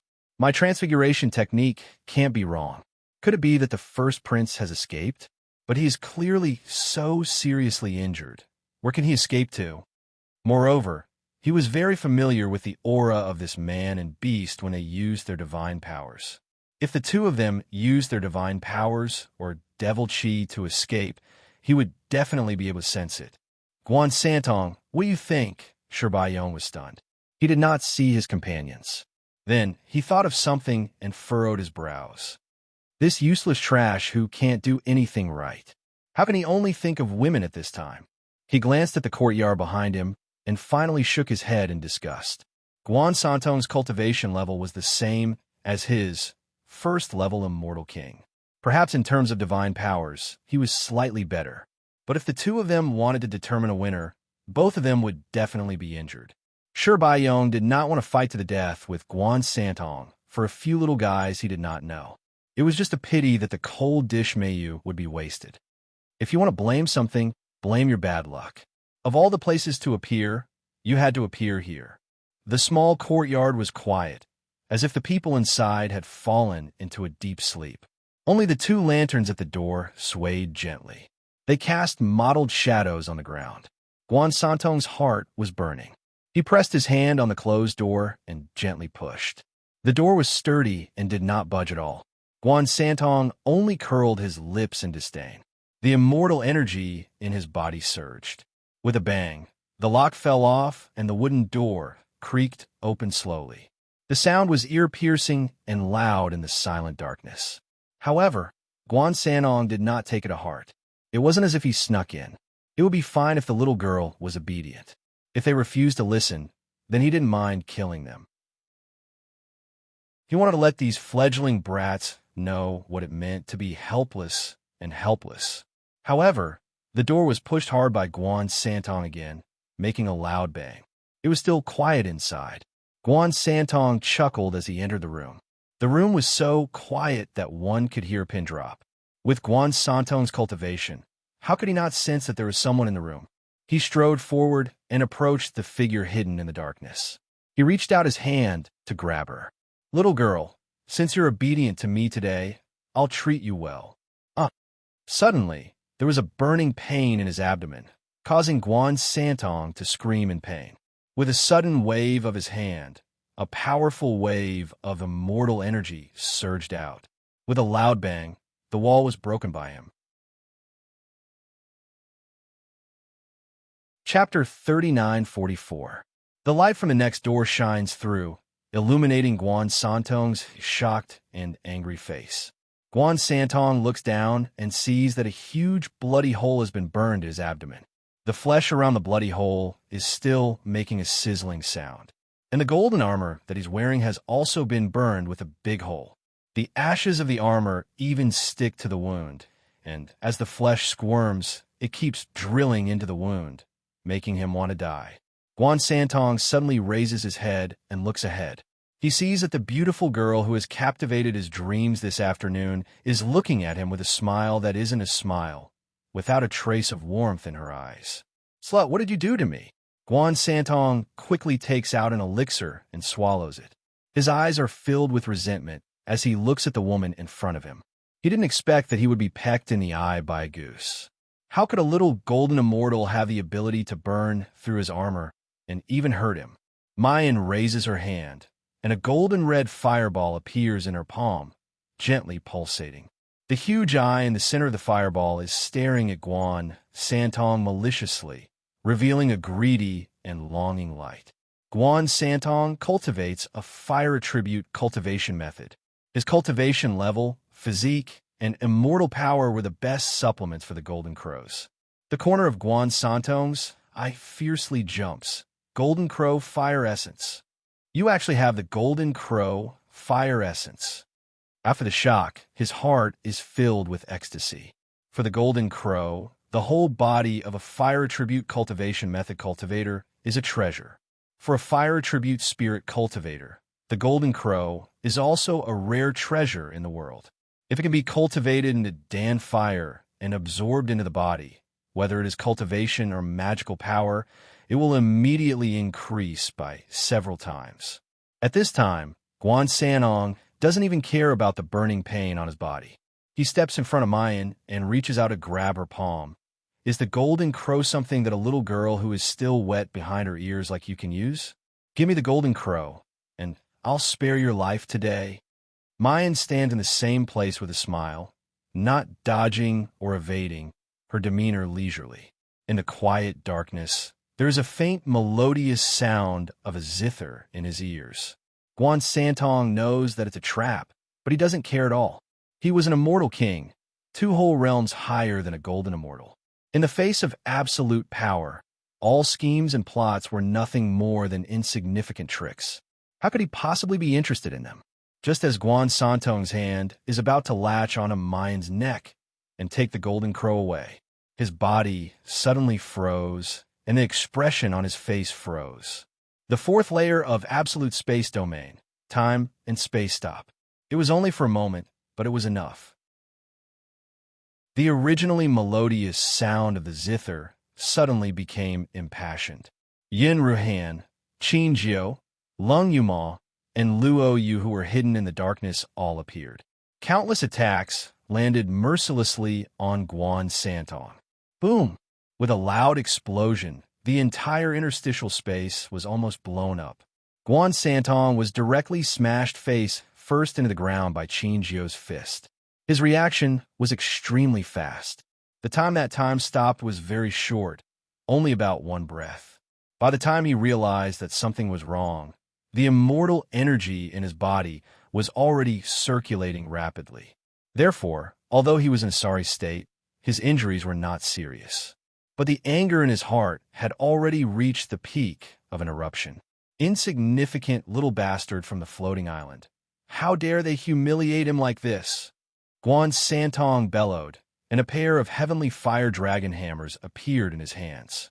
Immortal energy poured into the hammers, and they fiercely hit each other. Chapter 39:45. With a loud bang, the entire house began to collapse. Cracks appeared on the ground. At the same time, a ball of flame bursts out from the lightning caused by the collision of the two hammers. It turns into a huge beast face and rushes straight towards Mayan. Guan Santong's face revealed a ferocious expression. He wanted to let these little brats that didn't know the immensity of heaven and earth know what the immortal king realm was. It was indeed a pity that such a beautiful woman was disfigured. But he just had to find more beauties. And Guan Santong's dignity could not be disrespected. However, just as the beast's face is about to engulf Mayan, a mud wall rose from the ground, blocking the path of the flame beast. There was a tall and burly figure in front of the mud wall. It was an ordinary-looking man who also held a pair of hammers in his hands. He raised his hands high and swung them down. A ferocious wave collided with the flame beast. Guan Santong's face revealed a mocking expression. The pair of hammers were also good items. They were at least at the heavenly divine artifact level. But so what? Could a mere golden immortal really control a heavenly divine weapon? Just as Guan Santong expected, the energy of both sides collided. Without any suspense, the flaming beast broke through the airwaves and directly opened its bloody mouth, swallowing the young man's figure into its stomach. Guan Santong had just smiled when his eyes suddenly widened. Fourth-tier power domain, Vajrabhati? How is this possible? Guan Santong was so conceited that he didn't take these kids seriously at all. When he attacked Mu Yin just now, time and space suddenly stopped. He didn't even notice it. As a result, he didn't know that Ling Yuxing had already displayed the absolute space field, time and space freeze. Otherwise, he wouldn't just be shocked right now. He would be aghast and on guard. He no longer dared to underestimate these golden immortals. However, there were no ifs in this world. It was precisely because of this contempt and the shock brought about by the Vajra invincible body that Qin Jiu displayed. Guan Santong had missed his best opportunity. He didn't even notice that a few pieces of paper had been placed around where he was standing. The drawings on the paper were messy and broken. When the wind blew in from outside, the drawings would curl up gently, but it was never blown away from its original position. As time passed, the papers began to spontaneously combust. The burning flames were neither red nor orange, but a black that almost blended into the night. When all the shredded paper had been burned, the black flames had intertwined, forming a circle that surrounded Guan Santong. At this time, Guan Santong was still unaware. After the shock of Qin Jiu, he immediately calmed down. It was truly shocking for a golden immortal to reach the fourth level of the domain and be able to activate the invincible Vajrabhati at the fourth level of the domain. But that was all. In the face of absolute power, no matter how good one's talent was, it was just talent. It was potential, and it could not be turned into life-saving strength. Didn't you see that the blockhead was already on the verge of collapse after blocking the flame beast once. His face was deathly pale. He could block it once, but could he block it a second and a third time? Guan Santong hid the horror on his face and sneered. He raised his heavenly fire dragon hammers again. At this moment, he felt that something was amiss. His body could not move. The immortal energy in his body seemed to be restrained by something. He didn't know when, but the music in his ears had become more and more urgent. On the collapsed roof, 7 glittering and translucent swords hung high, forming a sword net, emitting a cold light. Chapter 39:46. Oh! Shrill screams pierced through the sky, and this familiar sound made Shi Baiyong, who was frowning and waiting by the beach, change his expression. Because this was clearly Guan Santong's voice. Although he disdained Guan Santong's behavior, as an elder of the Nether Realm, he recognized Guan Santong's strength. Guan Santong wanted to make a move on the little girl, and he had already determined that the little girl would not be able to escape Guan Santong's evil clutches. And the little girl's fellow disciples, as long as they had the slightest bit of backbone, would definitely resist. The final outcome would most likely be the slaughter of their entire clan. Shi Baiyong sighed and felt disgusted, but he agreed with this approach. If the roots were not removed when weeds were cut, they would grow again when the spring wind blows. Since he had already made his move, he naturally had to kill them all to avoid future troubles. So when he heard the sounds coming from the courtyard, he did not pay any attention to it. But Shi Baiyong did not expect that. The first scream was not from the little guys, but from Guan Santong. Shi Baiyong could no longer sit still. He quickly rose into the air and flew toward the small courtyard. His subordinates followed behind him. But when he was about to reach the top of the small courtyard, Shi Baiyong's movements suddenly stopped, and his pupils suddenly shrank. He saw a figure covered in blood floating above the small courtyard. Who else could it be but Guan Santong? At this moment, his hands, feet, and head seemed to be bound by something and then pulled fiercely on both sides. With the pull, the skin on his neck, shoulders, chest, and thighs were torn apart inch by inch. The immortal bones that had long been forged were also making bursts of cracking sounds, as if they would break at any time. This was simply like the torture of a mortal being torn apart by 5 horses. But what kind of power could tear an immortal king's body apart by 5 horses? Shi Baiyong's eyelids kept twitching, and his gaze turned to Guan Santong's surroundings. 6 figures, facing them from a distance.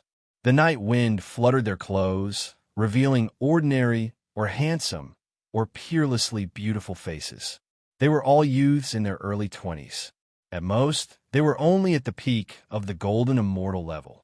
But at this moment, these 6 people surrounded Guan Santong, who was screaming miserably. They looked at him calmly, neither servile nor overbearing, but made Shi Baiyong feel a chill from the bottom of his heart. No, not just 6 people. Shi Baiyong suddenly sensed something in his heart, and he quickly looked down. In the collapsed courtyard below, the thin and elegant young man was still sitting quietly in his wheelchair.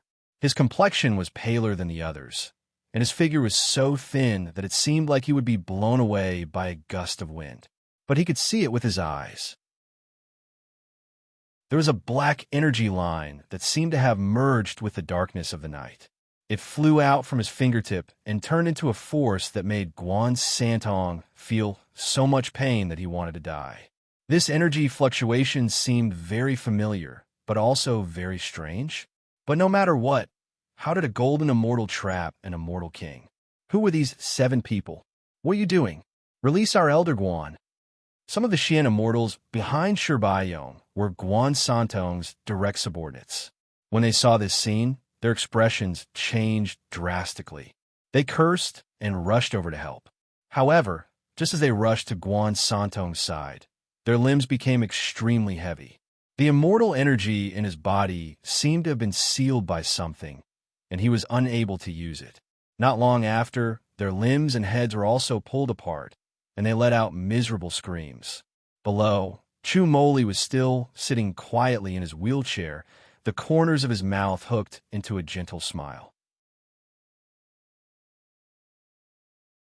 Chapter 39:47. Chu Moli was still sitting quietly in his wheelchair with a gentle smile on his face. But no one noticed that his hand on the wheelchair's armrest had suddenly tightened. A fishy sweetness surged up his throat, but he forcefully swallowed it back down.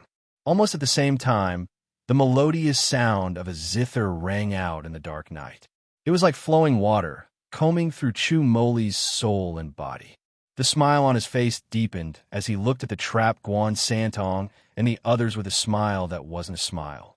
Shi Baiyong's expression was one of extreme fear. He stared fixedly at the frail young man below him while his emotions surged and roiled. He ceaselessly guessed who this person was and what sort of methods he used. He didn't even notice the sound of the zither lingering in the night. "All of you calm down." Shi Baiyong stopped his subordinates from rushing forward and looked at them with a complicated gaze. He said slowly, "My friends, what is the meaning of this?" Yin Ruhan said coldly, "Shouldn't we be asking you that? This old thing broke into our courtyard in the middle of the night and wanted to attack my junior sister. What is he trying to do?" Shi Baiyong glared at Guan Santong and said in a gentle voice, "I'm afraid there's some misunderstanding here. Why don't you give me some face and let my friend go first? I'll definitely compensate you tenfold for your losses." Guan Santong was in so much pain that he almost fainted. The sound of bones cracking was like thunder in his ears, making it so that he couldn't hear anything else. But now that he had recovered, he finally realized that Shi Baiyong had come. He had never been on good terms with Shi Baiyong, but the two of them were on a mission together, so Shi Baiyong couldn't ignore him no matter what. Delighted, Guan Santong immediately yelled, "Let me go! I promise I won't attack that girl again. Whatever compensation you want, I can give it to you. Let me go, let me go. I can't take it anymore. Ah!" Shi Baiyong looked at Yin Ruhan with a sincere expression. "My friend, why don't you give me some face and let this matter go?" Yin Ruhan's face darkened, and she didn't say anything. However, Shi Baiyong knew that his heart was beginning to waver. He smiled lightly and said, "Little friend, you should be very clear that you were able to trap my friend because of luck. I won't hide it from you. We come from the netherworld region of the Xiaoxin continent. If you have the ambition to ascend, you should understand what will happen to you if you offend the netherworld region in the Xiaoxin continent. On the contrary, if we were to form good karma this time, it would definitely be beneficial to the few of you." Yin Ruhan pondered for a moment, then said indifferently, "Since he offended our junior sister, then we'll let her decide." Shi Baiyong looks at Mayan. At this moment, the moonlight shone on the young girl. Her eyes were bright, her teeth were white, and her skin was as white as snow. Her long eyelashes were sprinkled with silver radiance. As they trembled slightly, her peach blossom eyes glowed with a brilliant luster. She was so beautiful that one's heart skipped a beat. Shi Baiyong thought to himself, no wonder Guan Santong was so infatuated with her. But this kind of little girl was also the easiest to control. With just a few words, he would be able to make her listen obediently. Shi Baiyong smiled faintly and said, "May I know the little girl's name? This old man feels like an old friend at first sight, so I want to take you as my adopted daughter. Once you become my adopted daughter, you can rest assured that no one will dare to bully you again. What do you think?"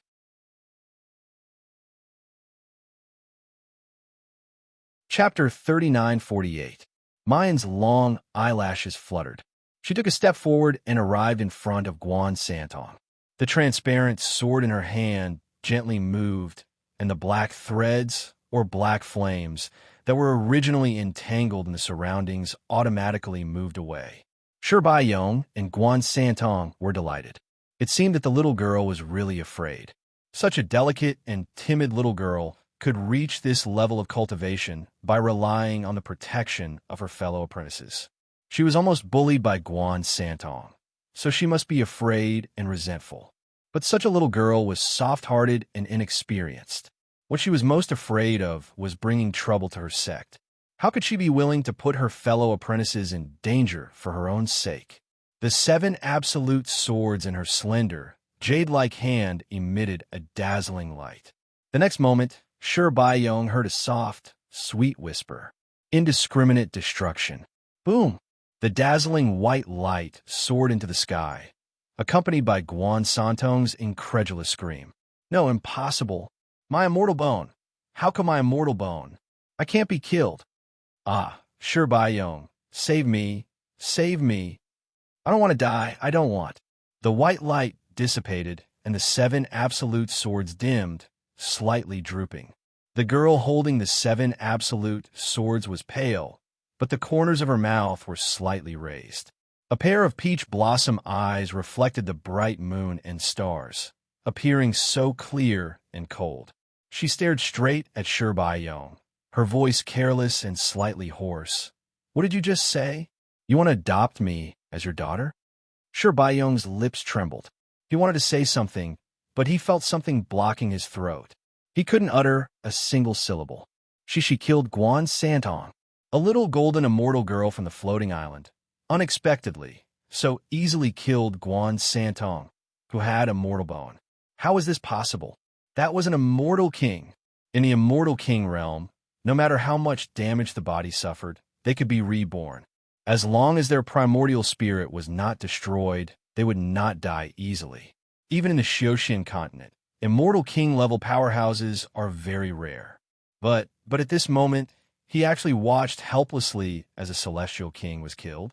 Even in the Great War with the Polar Domain, when facing the Polar Domain's sovereign emperor, Shi Baiyong had never lost his composure like this, never felt so shocked. You, who the hell are you? Mu Yin did not pay attention to him, but slowly retreated. The moment she retreated, Lung Yuma and the rest quickly moved forward. Boom, boom, boom. Ice Frost Sword, Raging Flame Blade, Divine Beast by Fong, Cloud, Silk Broken Bone, 10,000 Catty Heavy Hammer. Overwhelming attacks fell on those Xian immortals who were also trapped. No! Shi Baiyong let out a scream and was about to rush forward. However, he was still a step too late. Every single one of these fellows appeared to be gentle and quiet. When Zhang Xian first met them, he felt that there was nothing special about them other than their high cultivation bases and talent. He felt that they were safe and harmless. But when the attack landed, Shi Baiyong realized how wrong he was. Was that strange and mysterious, sickly young man the only scary one? Was the beautiful, sword-wielding girl the only scary one? No. Every single one of them was ridiculously strong, so strong that they surpassed the realm of gold immortals. Moreover, each one was more cruel and merciless than the other. Were they really not afraid of the forces of the nether realm at all? Did they really not put an immortal king in their eyes at all? Chapter 39-49. The fire and the dust dissipated. The corpses of Guan Santong and several Xian immortals fell straight to the ground, making a series of banging sounds. The subordinates behind Shi Baiyong were so frightened by this scene that they lost their ability to speak. Someone couldn't help but repeat Shi Baiyong's question with a trembling voice. You. Who are you? Mu Yin and the others landed on the ground. They looked calm and relaxed on the surface, but their faces were a little pale. But in fact, they were all seriously injured. Even if they caught them off guard and set up a lot of traps, the 7 people still paid a big price. After all, they were immortal kings and Xian immortals. They weren't cats and dogs that they could casually beat on the floating island. And if it weren't for Chu Moli, even if they risked their lives, they wouldn't necessarily be able to kill an immortal king. But Chu Moli's cultivation method was special, and every time he used it, he had to pay a heavy price. If it weren't for Mu Yin using the Shun musician skill to heal him, he probably would have fallen down by now. And now, they had to face another immortal king and more than a dozen Xian immortals. They paid such a big price, but only killed one immortal king and several Xian immortals, and let themselves fall into such a desperate situation. Was it worth it? Of course it was worth it. Mu Yin looked at Shi Baiyong and the others, and said slowly, "Didn't I say it before? We are from the Xiaoyao school." Xiaoyao school? Shi Baiyong frowned tightly. He knew about the Lan family of the floating island and the Ning family, but he had never heard of the Xiaoyao school before. Could it be that the intelligence of the nether realm was lagging behind? Just as he was puzzled, he heard Mu Yin continue, I should let you know the purpose of my Xiaoyao school. After a pause, she said word by word, if people don't offend me, I won't offend them. If people offend me, I'll cut the weeds and remove the roots. What a big tone. Shi Baiyong almost laughed when he heard this. Cut the weeds and remove the roots? Do you want to get rid of me too? Huh. A few inexperienced little guys who don't know the immensity of heaven and earth. Aren't you afraid that the wind will cut your tongue? He said with a cold face. I admit that Guan Santong's behavior was inappropriate, but I also apologized to you in a kind voice and proposed a way to compensate you. You're so arrogant, daring to kill an elder of my nether domain. Have you not thought of the consequences? Mu Yin says indifferently, I've thought about it, but I still have to kill. As soon as she finished speaking, a golden-red fireball rose from her left shoulder, emitting scorching heat. Golden Crow, fire essence. Shi Baiyong's expression changed again. How much more shock did these little fellows want to give him? However, he did not know that this was just the beginning. Yin Ruhan took a step forward and said coldly, as long as someone harms someone from the Carefree sect, we will seek justice. Even if my body and soul perish, I won't hesitate. The ice soul sword pierced into the ground, and a cracking sound came from the tip of the sword. The sandy ground began to turn into a layer of ice, and it quickly spread in all directions. There are 5 elements in heaven and earth: water, fire, metal, wood, and earth. Through time and space, 10,000 things are formed. The fusion of divine energy, all natural laws, is the clouds and rain, is the mountains and seas. Sea of Mountains domain, 4th layer. Lung Yuma slowly raised a red lotus multi-soul saber. The patterns on the saber began to burn bit by bit. The golden red light was dazzling, like boiling lava. Inextinguishable flame spell. Shi Baiyong's eyes widened, and his heart was like a raging storm. These people killed Guan Santong, the immortal king, and they still didn't have all their cards. How much potential did they have? What other tricks did they have? Chapter 3950. Roar. An earth-shattering roar resounded, causing the entire floating island to tremble. Shi Baiyong raised his head in horror and met a pair of calm, indifferent, and superior beast eyes. Divine Beast Bays. Shi Baiyong's sea of consciousness could not help but tremble as he looked at Luo Yu in shock. This was not Bai Zai's shadow, but the real divine beast Bai Zai. Could this little fellow be the descendant of the beast god Lan Xiaozi, who founded the floating island? But even the people of the Lan family empire had never heard of anyone being able to summon Bai Zai's physical body. Damn it, who were these little guys? Why were they all more abnormal than the other? Shi Baiyong's breathing quickened. While he was shocked, a thick, killing intent surged from the bottom of his heart. There was no way to resolve this matter peacefully today. Then these 7 people must be killed, especially the young man in the wheelchair. Even Guan Santong had no way of fighting back against such a strange technique. What were his chances of winning if he were to encounter him? Fortunately, the youth looked like an arrow at the end of its flight. At the very least, he would not be able to use such a strange method a second time in a short period of time. Shi Baiyong waved his hand, and the 2 subordinates behind him immediately understood. His body turned into a streak of sword light and charged towards Chu Moli without the slightest hesitation. And Shi Baiyong doesn't give Mu Yin and the others the slightest chance to return. Long swords appear in their hands. With a command, they immediately attack Mu Yin and the others. In an instant, the 2 sides were locked in battle. As soon as they exchanged blows, Shi Baiyong felt more at ease, because he realized that although these little fellows had made a fierce noise, they were still not strong enough. In reality, he didn't even have the ability to fight against a true Xian immortal, let alone an immortal king. Come to think of it, that makes sense. The difference between a golden immortal and a mystic immortal was an entire realm. On the floating island, there was a world of difference between mysterious life tier and shattering heaven tier golden immortals. From this, one could imagine the difference between a golden immortal and a mysterious immortal. Not to mention the immortal kings who could do whatever they wanted in the Xioshin continent.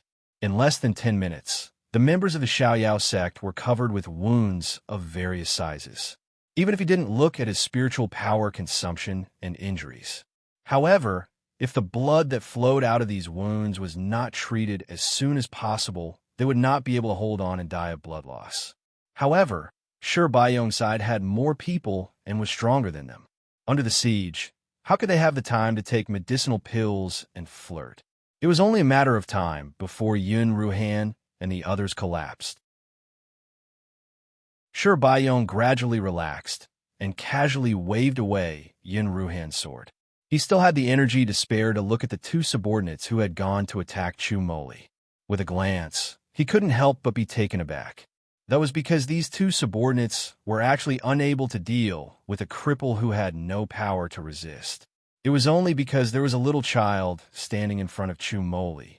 The little boy who was crying and acting like a spoiled child could actually block the attacks of two Xian immortals. Shi Baiyong felt that everything he had encountered on the floating island today was so incredible that he wondered if he was dreaming. Since when could a 7-year-old boy have the cultivation of a peak-level golden immortal? Furthermore, upon closer inspection, it was not because he had cultivated a special cultivation technique that made him look young, but because he was really only 6 or 7 years old. What kind of monsters were in the Xiaoyao sect? While he was overwhelmed with shock, Shi Baiyong heard the sound of a zither, which was getting more and more urgent. No, the sound of the zither had actually been playing since Guan Santong was hung in midair. Chapter 39:51. In fact, the sound of a zither has been ringing since Guan Santong was hung in midair. It's just that no one had noticed it before. Even Shi Baiyong had subconsciously ignored it. Why did he notice it at this time? Because Shi Baiyong is shocked to find that the immortal power surging in his body has begun to become in tune with the sound of the zither, and is even faintly guided. What's going on? Shi Baiyong uses his divine sense to explore his body. Apart from the circulation of the immortal power and the sound of the zither, there is nothing unusual. But Shi Baiyong has a bad premonition in his heart. He says loudly, "Close your ears, don't listen to the sound of the zither." Several Xian immortal subordinates stare blankly, only now noticing that there is a melodious and sweet sound of the zither echoing between heaven and earth. And they didn't even notice it. Just as they are about to do so, the sound of the zither suddenly rises.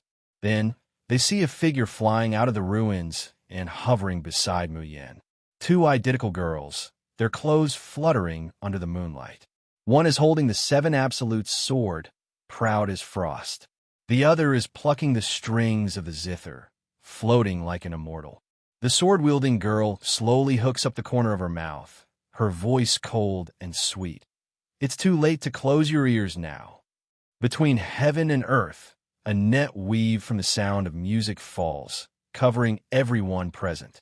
Big Dipper, graceful feather, prison of drawing ground, inescapable net, realm of stars. The Shin musician skills that have been prepared for a long time come crashing down one after another. At this moment, the people of the Xiaoyao sect, who have been showing signs of fatigue, suddenly become full of spiritual power, as if they have been injected with chicken blood. On the contrary, except for Shi Baiyong, everyone else has become clumsy and slow, and even the circulation of their immortal power seems to be bound by something. What's going on? Elder Shi, what kind of demonic technique does this zither sound have? Elder Shi. The frightened voice of his subordinate rings in his ears, but Shi Baiyong can no longer hear it clearly. He looks at the girl playing the zither in horror, his lips trembling for a long time before he can make a trembling sound. Tian Mo Chin, how could it be? Tian Mo Chin, you are a Shin musician? As soon as Shi Baiyong's voice fell, the attack of the 7 absolute swords was already close at hand. His mind was shaken, and for a moment, he didn't notice the thunderous strike approaching and could only instinctively block it with his sword. However, this sword was only a feint. The moment Bayong blocked the attack, the tip of the sword suddenly changed direction and pierced through the throat of a Xian immortal. Pucci! Fresh blood splattered all over Bayong's face. Almost at the same time, he heard the screams of his subordinates. The various skills of a Shun musician can be superimposed with infinite power. But Mu Yin and these people are, after all, at different realms. Thus, even though she had exhausted almost all of her spiritual power and immortal power, she could only fight for a few breaths of time for her senior and junior brothers to win. But it was enough. Yin Ruhan and the others, who had been biding their time since the beginning of the battle, seized this opportunity without hesitation. Kill as many as you can. If he could kill a pair, he would kill a pair. In just a few breaths of time, 8 Xian immortals beside Bayong were killed. Bayong's lips moved, and the pungent stench seeped into every corner of his body from the tip of his tongue. He suddenly sobered up, and his eyes turned crimson in a flash. The immortal power within his body suddenly erupted. Boom! The powerful impact sent Mu Yin and the others flying, and they fell to the ground. Blood mixed with the melted ice, slowly seeping into the sand. Chapter 39:52. Bayong gasps for breath, looking at the few people who want to get up but eventually helplessly fall to the ground. His hands can't help but gently tremble. His eyes pass over the few men whose throats have been cut and hearts pierced, and he can't stop the fear from lingering in his heart. Almost like Guan Santong, he would have capsized in the gutter and died in the hands of these little guys.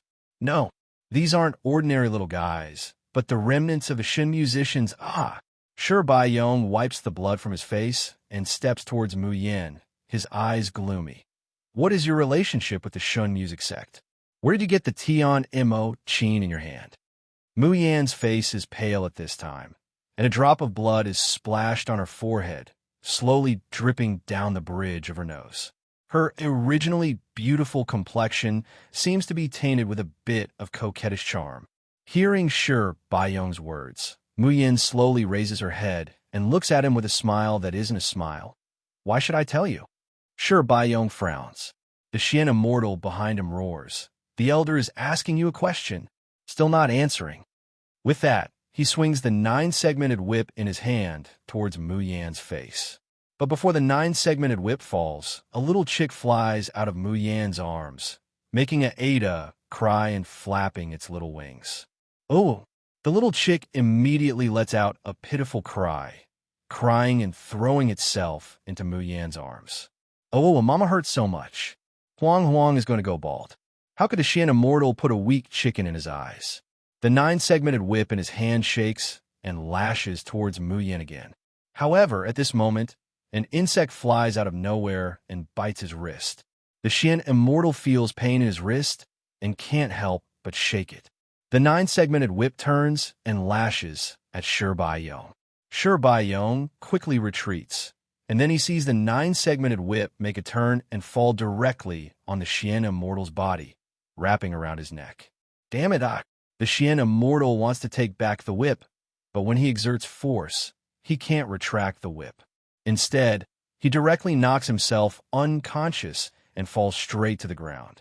Bayong is shocked and angry, and a faint fear rises in his heart.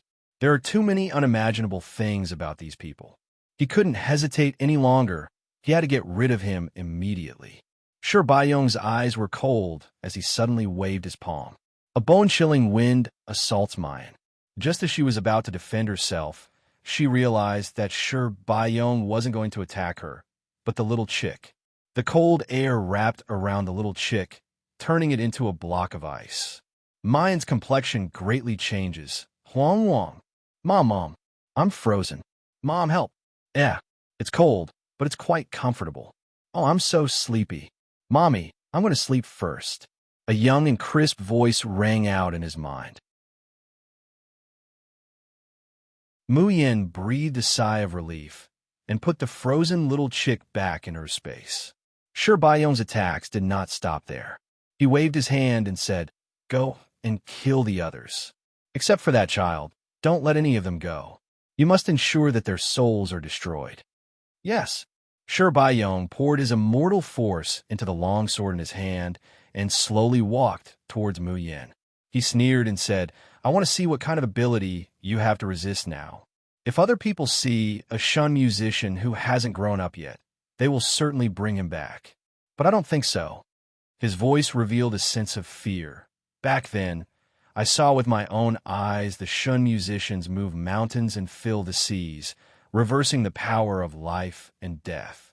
Even if there's only a slim chance of survival, you can still make a comeback.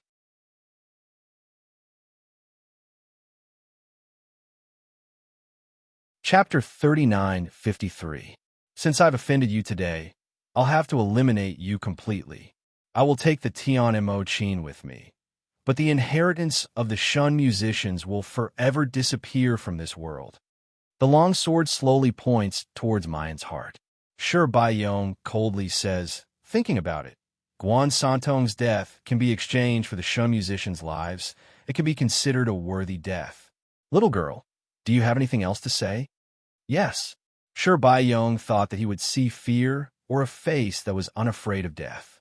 However, when a voice as sweet as the sounds of nature accompanied by a faint smile came over, what he met was a pair of clear and beautiful eyes that contained a cold smile. What a pity. I originally wanted to personally seek justice for youngest martial uncle, but our strength seems to be a little lacking. Luo Yu, who was at the side, echoed, we are indeed still too weak. Lung Yamal laughed. Actually, this is also quite good. A tooth for a tooth, an eye for an eye, a tooth for a tooth. Since it's young martial uncle's revenge, of course it's better for him to avenge it himself. Although it's only a part of it. Shi Baiyong was stunned. He subconsciously thought to himself, death is at hand. Have these little guys finally gone crazy? However, in the next moment, the expressions of Shi Baiyong and his men froze. They saw an unforgettable scene. This was also the last scene they would see in their lives. In a half-abandoned courtyard, there was only one side room that was still intact. At this moment, a figure dressed in white slowly walked out. The night slowly faded, and the light of dawn shone from the eastern sky, dyeing everything between heaven and earth with a trace of golden red. As for the man walking over, he had an appearance that was even more dazzling than the sun. An orchid, a jade tree, a peerless elegance. But just a few days ago, this person had been trampled into the mud and blood in front of Shi Baiyong, as if he would never be able to rise again. Your Highness! A terrified scream came from behind. Shi Baiyong felt his heart clench tightly along with this scream. At this moment, there were only two thoughts in his mind. Why was the first prince unharmed? Also, he was finished.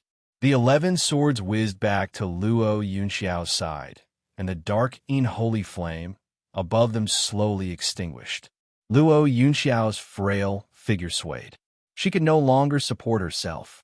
Young martial uncle, Mu Yin, and the others cried out in alarm and wanted to rush over. However, they had already used up all of their spiritual power. Their limbs were sore and weak, and they didn't have any strength left. Qi Wen was still the fastest. She transformed into a huge figure and rushed over to catch the fallen Luo Yunxiao. Little martial uncle, you're too reckless, Mu Yin said with a sullen face. You were injured so badly that even if I used the saint's benevolence technique to save your life, your injuries would only heal by 50 to 60%. Even if you want to kill someone, you don't have to use your full cultivation. Luo Yu and the others nodded their heads. We've made many plans and calculated every step of the way. Do you think it's easy to weaken their strength to this extent?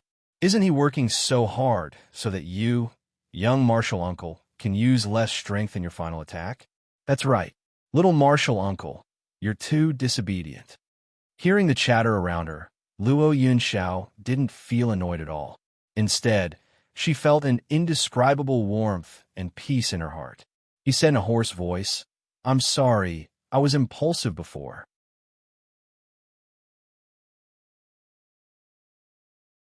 Chapter 39:54. In Wuji and Fu Yushu's actions. In that formless karma cauldron, in the end, it still affected his temperament. Luo Yunxiao slowly spreads out his hands, looking at his palms. He doesn't care if he's stained with darkness and blood, if he'll become a monster that's neither human nor ghost. He's only afraid that one day he'll hurt the only people he cares about in this world. Suddenly, a head comes over. Young martial uncle, what are you looking at? Admiring your beautiful hands? Luo Yu asks curiously. Damn, it's really beautiful, slender and well-proportioned, as if carved from jade. Young martial uncle, you're a man. Why do you have such beautiful hands? Lung Yuma looks at her calloused hands and says gloomily, where can I, a girl, put my face? Girl? Luo Yu asks doubtfully, what does a girl have to do with you, fourth senior sister? Master Shao Qi, you're courting death. The sound of laughter echoes in his ears, like the sound of flowing water after the snow melts in early spring. It's also like the gentle sound of the wind amidst the singing of birds and the fragrance of flowers. That kind of warmth, that kind of contentment, that kind of peace, it makes the pain, despair, and resentment he's experienced before fade away little by little. Chiwen can't help but rub herself against Luo Yunxiao's side, her big bell-like eyes revealing a happy expression. His body is still in pain at this time. The fear and injury of having his abdomen cut open can't be healed in a short period of time. But he's very happy now. At least, he survived with his master. They're back home, back to the Xiaoya sect. Luo Yunxiao suddenly says, you still don't know my identity and origin, and, after a pause, he continues, why even my biological parents don't allow me to live in this world. Because I am. Young martial uncle, if you don't want to talk about it, if you don't want to remember the past, you don't have to say it. Mayan interrupts him with a smile, the ends of her peach blossom eyes slightly hooked up, but it's not flirtatious, but sincere concern and frankness. Your identity and origin are not important to us. You're just some demonic possession, the reincarnation of the god of misfortune. Otherwise, why would anyone predict that you'll destroy the world? Luo Yu burst out laughing. Isn't this the villain boss that Xia was talking about? Then our Xiao Yao sect will be able to hug the thighs of the leader of the righteous path, Instructor Mo, and also hug the thighs of the villain, Big Boss. Won't we be invincible in both the righteous path and the righteous path? Luo Yunxiao stared blankly for a moment, a rare expression of confusion and astonishment appearing on her face.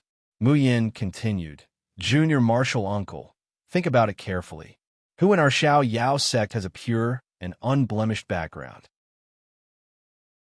Shao Qi and eldest senior brother were orphans from the previous dynasty of the Lan family empire. Second senior brother was half a puppet. Fourth senior sister had almost personally killed her scumbag father. And fifth senior brother liked men. What about me? What does it mean for me, a remnant of the Shun musicians? Could it be that junior martial uncle doesn't know about it? The number of people in this world who hate me and want to kill me is probably no less than you, young martial uncle. Not to mention third senior brother. Mayan gives Chu Moli a sidelong glance. Until now, he still refuses to reveal even the slightest bit of his identity. Perhaps he's the real great devil that will destroy the world. Chu Moli, who is sitting in a wheelchair, is taking the elixir that Mayan gave him and swallowing it from time to time. Hearing this, he chuckles softly and gives her a meaningful look. Mayan is disinclined to pay attention to him. She looks straight at Luo Yunxiao and enunciates each word. But what does that matter?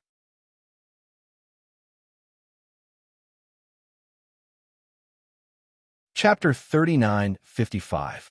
Martial brothers are just martial brothers, and junior martial uncle is just junior martial uncle. It has nothing to do with your identity and background. Yes, Yin Ruhan nodded. Junior martial uncle. The Xiaoyao sect's motto is to accept disciples without asking about their background. We only care about whether they're destined to be with us. If not, Master wouldn't have brought so many homeless people back to the sect. Luo Yunxiao lowered her long eyelashes and didn't speak for a long time. Luo Yu called out anxiously, Junior martial uncle? I see. When he raised his head again, the haze in Luo Yunxiao's eyes had mostly dispersed. His clear and gentle face held a moving smile. "I made you worry." From now on, he had nothing to do with the Nether Realm, Inwuji, and Fuyushu.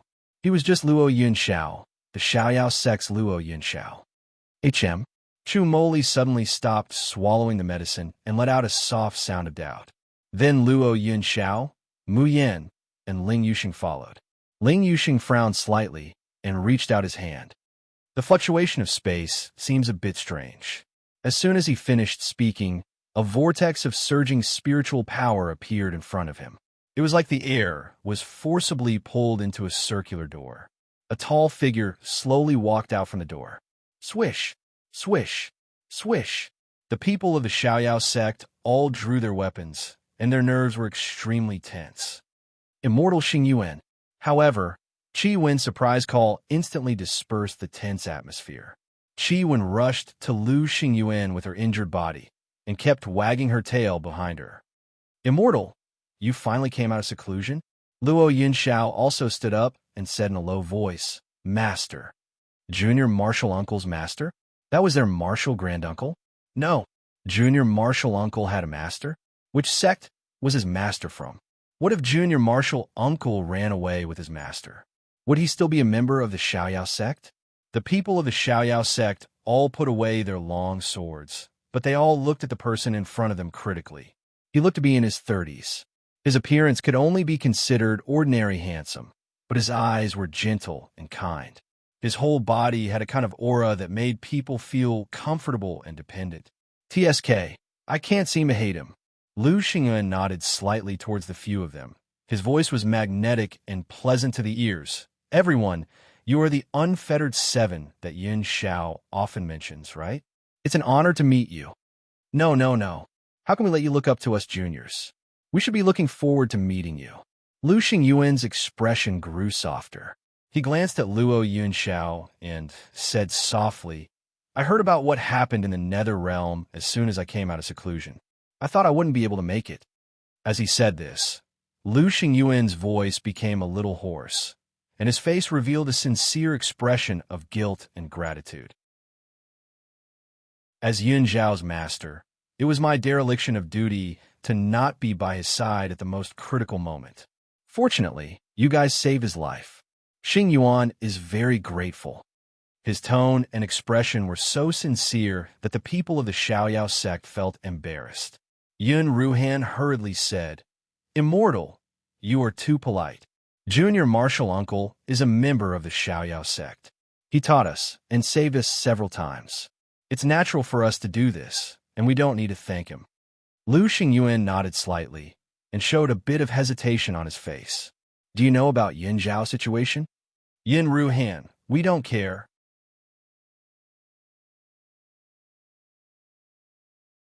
Chapter 39:56. No, I think it's better for you to understand. Lu Xingyuan said slowly, "Yun Xiao, you didn't know much about what happened to you before. I'm sure Fu Yushu and In Wuji have already told you." Luo Yunxiao's face was as cold as water. She nodded lightly. Lu Xingyuan didn't wait for Yun Ruhan to object. He told her about Luo Yunxiao's birth, past, and the world-destroying soul sealed in his body. It was fine if it was someone else. When Mu Yin heard about the world-destroying demon, she used all her strength to prevent herself from losing her composure. No wonder Qi Huang and Little Uncle Master always had an extraordinary connection. No wonder Qi Huang said something happened to Little Uncle Master before he fainted. It turned out that the two of them shared the same soul. Lu Xingyuan stopped and looked at the people of the Xiaoyao sect. "I'm done. Is there anything else you want to say?" Luo Yu frowned. In order to seal the world-destroying demon, Bodhidharma sealed him in a special host body. But how innocent are the hosts? Why must they bear such a calamity? Lu Xingyuan sighed. When two benefits are balanced, choose the greater one. When two evils are weighed, choose the lesser one. The hosts involved in the worldly plunder are innocent, but without their sacrifice, all living beings would be doomed eternally. Bodhidharma had no choice but to make such a decision. There was an indescribable silence. Lu Xingyuan looked compassionate. He looked at Luo Yunxiao and said softly, "Yunxiao, Follow me back to Xingyuan Dock. I know they treat you with sincerity, but if you stay in the Xiaoyao sect, you'll harm them. Luo Yinxiao clenched her fists. But before she could speak, Mu Yin said in a low voice, Immortal Xingyin, forgive me for being presumptuous. What do you want to do with our little uncle master? Do you want him to take on the worldly plunder to benefit all living beings? Or do you want him to be locked in a place isolated from the world for the rest of his life, so he won't take on the worldly plunder? She paused. Her eyes darkened, and her voice was sweet but cold. No matter which option you choose, we don't agree. We won't agree to let little Uncle Master suffer for the rest of his life. You can call us selfish or heartless, but we, the people of the Xiaoyao sect, always protect our own people. Lu Xingyuan looked at the beautiful girl in front of him in astonishment. Talent and cultivation aside, that pair of clear eyes that seemed to be able to see through the mortal world caused Lu Xingyuan's heart to tremble uncontrollably. This little girl was not simple. Lu Xingyuan's gaze swept over the pale-faced Chu Moli sitting in the wheelchair. His eyelids couldn't help but twitch. No, the entire Xiaoyao sect was far more complicated than he had imagined. They were obviously so young and frivolous, but their minds were actually more determined than the last. Towards Mu Yan's words, no one expressed the slightest objection, not even the slightest bit of hesitation. Lu Xingyuan looked at Luo Yunxiao. He slowly loosened his clenched fists. The viciousness and indifference between his brows dissipated, leaving behind a clear and unswerving determination. It was like a pine tree standing proudly in the middle of a snowstorm. No matter how much it was destroyed, its foundation could not be shaken. Lu Xingyuan sighed softly. Yunxiao, you've also decided? Luo Yunxiao slowly nodded. This disciple wants to stay in the Xiaoyao sect. I hope Master can fulfill my wish. Lu Xingyuan nodded. His fierce brows softened again.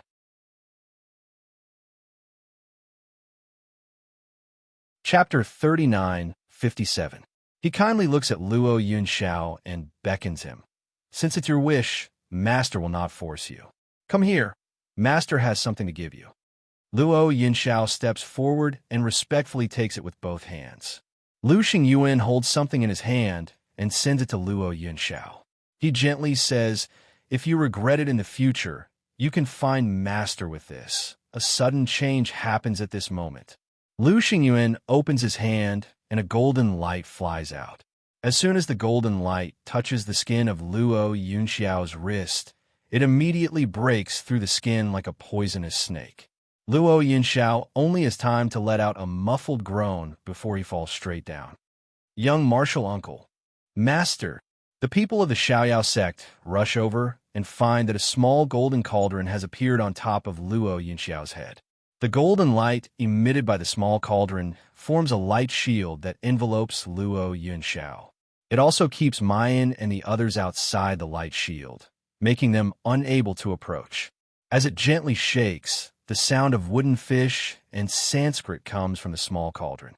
But it's that peaceful and Buddha-like voice that makes Luo Yunxiao's whole body curl up in pain. His body that has just been healed by Mayan starts to crack inch by inch. Blood instantly stains his snow-white clothes. Formless Karma Cauldron. Chiwen screams and stares at Lu Xingyuan with her bell-like eyes. Why is the Formless Karma Cauldron in your hands? Lu Xingyuan lightly says, I originally gave the Formless Karma Cauldron to Yin Wuji and Fu Yushu.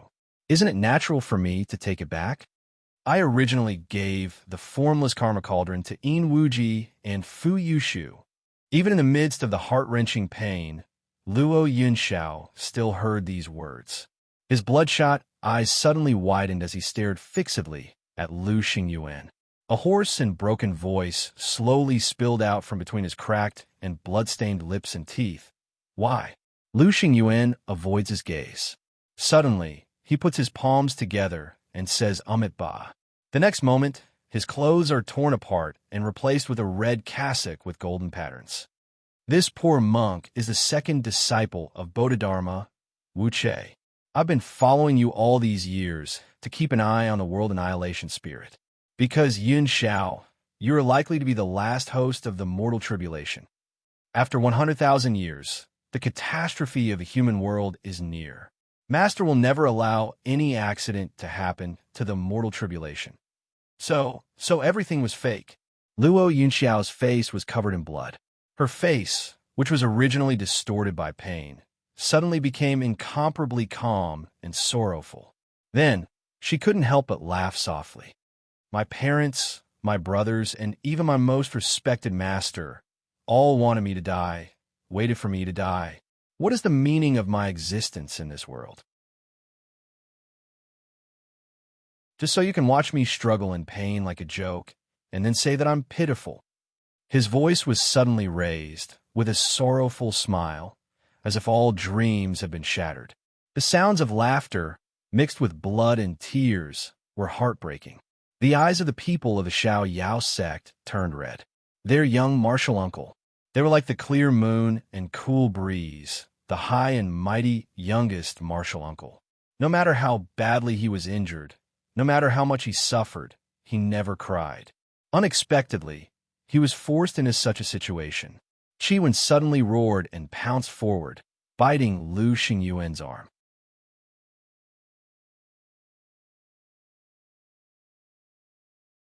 Chapter 39:58.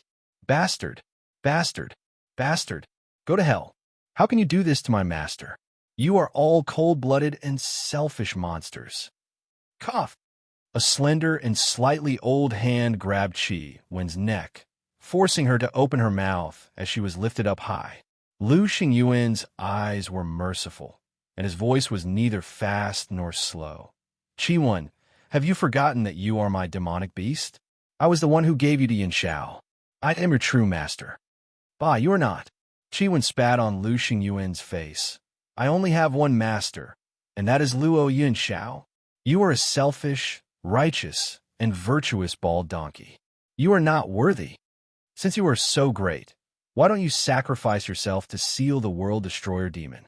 Why sacrifice an innocent person like my master? What did my master do wrong to be tortured and despised by you for hundreds of years? Debiai Temple is nothing to me, and Bodhidharma is nothing to me. What right do you have to decide my master's life and death? Lu Xingyuan's eyes were a bit sad, and he said softly, Do you think my master didn't pay a price to seal the world destroyer demon and let the last mortal tribulation go smoothly? If I don't go to hell, who will? Debiai Temple has survived from the catastrophe 100,000 years ago, and we have never fought for power. All we have done is to fight for a chance of survival for the people in the world. 1,000 years ago, my master was seriously injured in order to seal the world destroyer half-soul, and he still hasn't recovered. Wen, you can scold me, but you can't scold my master. Wen opened her mouth to scold again. The 5 fingers on her throat suddenly tightened. Lu Xingyuan's calm and indifferent voice came into her ears. Since you were so loyal to Yin Xiao, you must have a high position in his heart. Then you can go to hell. Wen, stop. Wen heard a cracking sound in her ears. But it wasn't her neck that was broken, but the magic core in her body.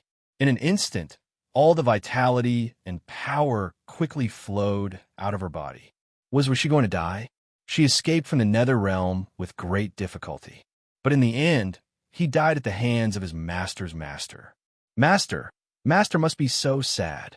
Wen struggled to turn her head to look at Luo Yin Xiao, who was trapped in the phaseless karma cauldron. His eyes were unfocused, and the voice in his ears had become distant. He could no longer see his master. He could no longer stay by his master's side. Master, I'm sorry that Wen wasn't able to stay by your side. Its mouth moved, wanting to speak, but found that not a single sound came out. Turbid tears slowly rolled down from its eyes and fell to the ground silently.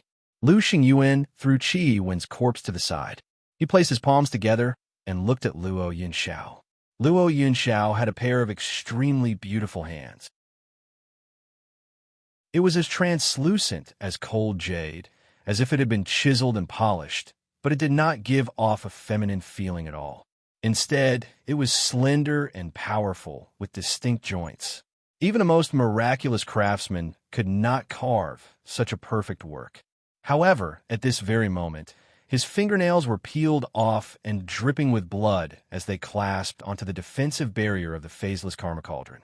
Chiwon, Chiwon, Chiwon. He wanted to rush out and save Chiwon. He wanted to save the only spirit pet that had accompanied him all these years. But he couldn't do anything. He could only watch as Chiwon's magic core shattered. Just like that, she died in front of him.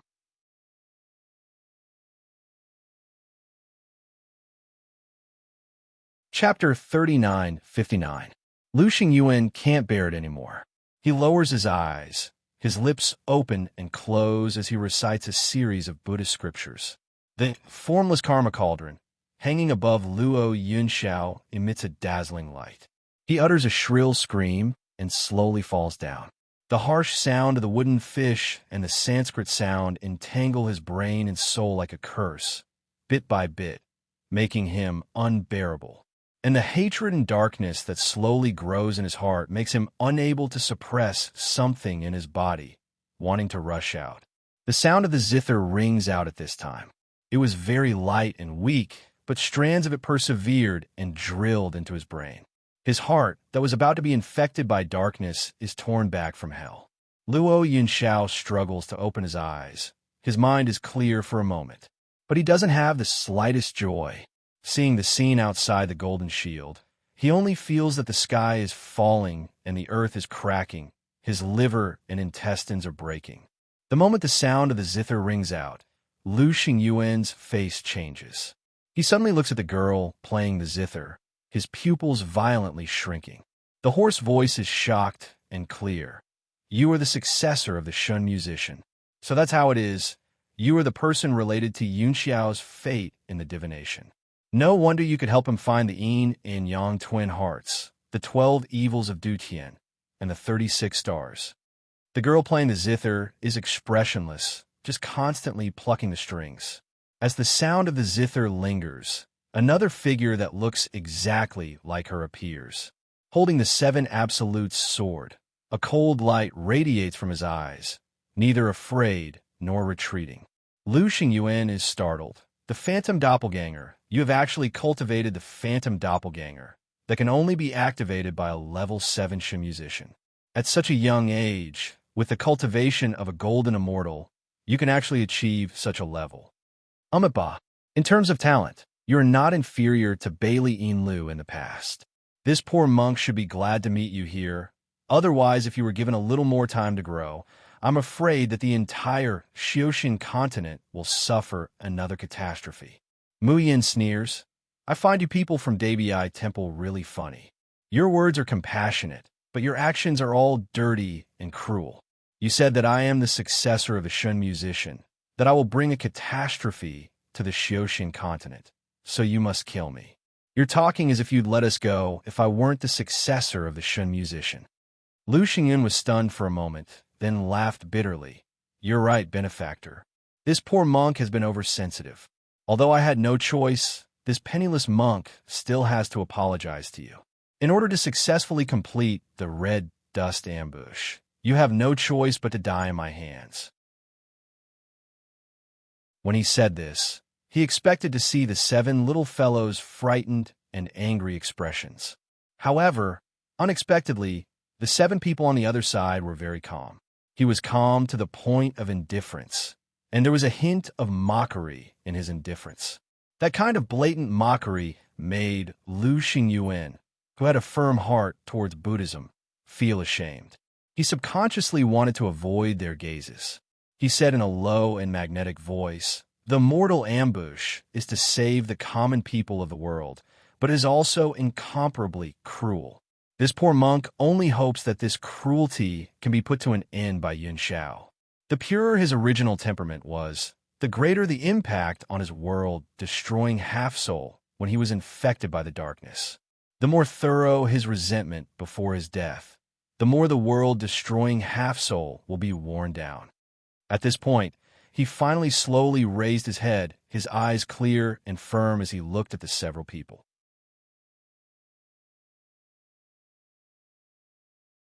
Chapter 39:60. There are too few people and things that Yunxiao cares about in this world. Chiwon is one, and you are the other. Only by killing you in front of him can the mortal ambush completely end. From then on, there will no longer be an innocent host like Yun Xiao in this world. In this short moment, Lu Xingyuan had convinced himself and strengthened his belief. His eyes were clear, and his face did not have the slightest trace of guilt or retreat. There was only the compassion and resoluteness to save all living beings. If you say that killing you is a sin and torturing Yun Xiao is a sin, then this poor monk is willing to bear the sin of karma in the future. As soon as he finished speaking, a wooden fish suddenly appeared in his hand. The wooden fish was blood red, and even the mallet was red. Lu Xingyuan raised the mallet and knocked it lightly. With a bang, all the spiritual power and immortal energy in the world vibrated. Mu Yan's face changed. Her fingers that were already playing the zither quickly became faster, so fast that she could almost see its afterimage. Starfield. Divine hand weaves the sky. A protective shield made of sound walls shielded the unfettered seven suns. However, the impact of the wooden fish hitting the stars only lightly hit the shield. Mu Yan suddenly spat out a mouthful of blood. The sound wall also broke. An immortal prime. That was an existence that they couldn't fight against even if they risked their lives. Lu Xingyuan, stop! Luo Yunxiao's hoarse, pleading voice came from the non-phase golden shield. Don't hurt them. If you want me to hate, I will hate. If you want me to die, I will die. I only beg you not to hurt them. Lu Xingyan, master, I beg you. I don't want anything, family, warmth, humanity, kindness. I can give up everything, as long as you let them go. The eyes of the Xiao Yao sect people turned red. Luo, you choked. Little martial uncle, don't beg him. They don't have a heart. The Xiao Yao sect will live together, and we'll die together, okay? Even if we go underground, Master will be waiting for us. None of us will be lonely. However, Luo Yunxiao suddenly looked at the seven and hissed, as the little martial uncle of the Xiao Yao sect, I order you to run. Run as far as you can. Do you hear me? From now on, I, Luo Yunxiao, have nothing to do with the Carefree sect. I'm not your junior uncle. I don't need you to meddle in my business. Get lost. Get lost. The members of the Xiao Yao sect couldn't hold back their tears anymore. Even Chu Moli, who had always been cold-hearted and unfathomable, suddenly tightened his grip on the armrest of his wheelchair. His eyes were dyed red like blood. Yin Ruhan, Qin Jiao, Chu Moli, Lung Yumao, Ling Yuxing, Wan Lu, Jun Mayan, did you all hear that? Don't worry about me anymore. Don't die in front of me. I don't want anything. I only hope that you don't die in front of me. The cries were hoarse and sorrowful, like nightingales crying blood. The people of the Xiaoyao sect felt as if their hearts were being crushed by the roars. They cried silently, and their hearts were broken. How could their little martial uncle, who was like an immortal crane in the clouds, show such a desperate expression and say such humble words? However, they could not retreat. There was no way out. Lu Xingyuan would not allow them to escape. As long as they turned around, what awaited them was only a broken, cowardly, and embarrassing death.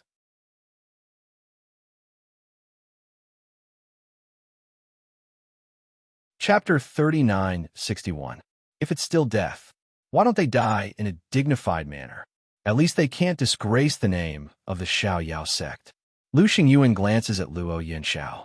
Seeing the bloody tears flowing from his eyes, the desperate and painful look on his face, he tightens his grip on the Makujio. But he quickly hardens his heart and walks towards the people of the Xiao Yao sect. As he gets closer, the Makujio sounds again and again. Every time it hits, it shatters the sound wall that Mu Yin painstakingly weaves. The front part of her clothes was already soaked in blood. Her fingers on the Tian and Mo Qin are riddled with holes and blood drips down. Nyang Qin, let me go out and help you. Nyang Qin, don't help me in there. Nyang Qin, I beg you.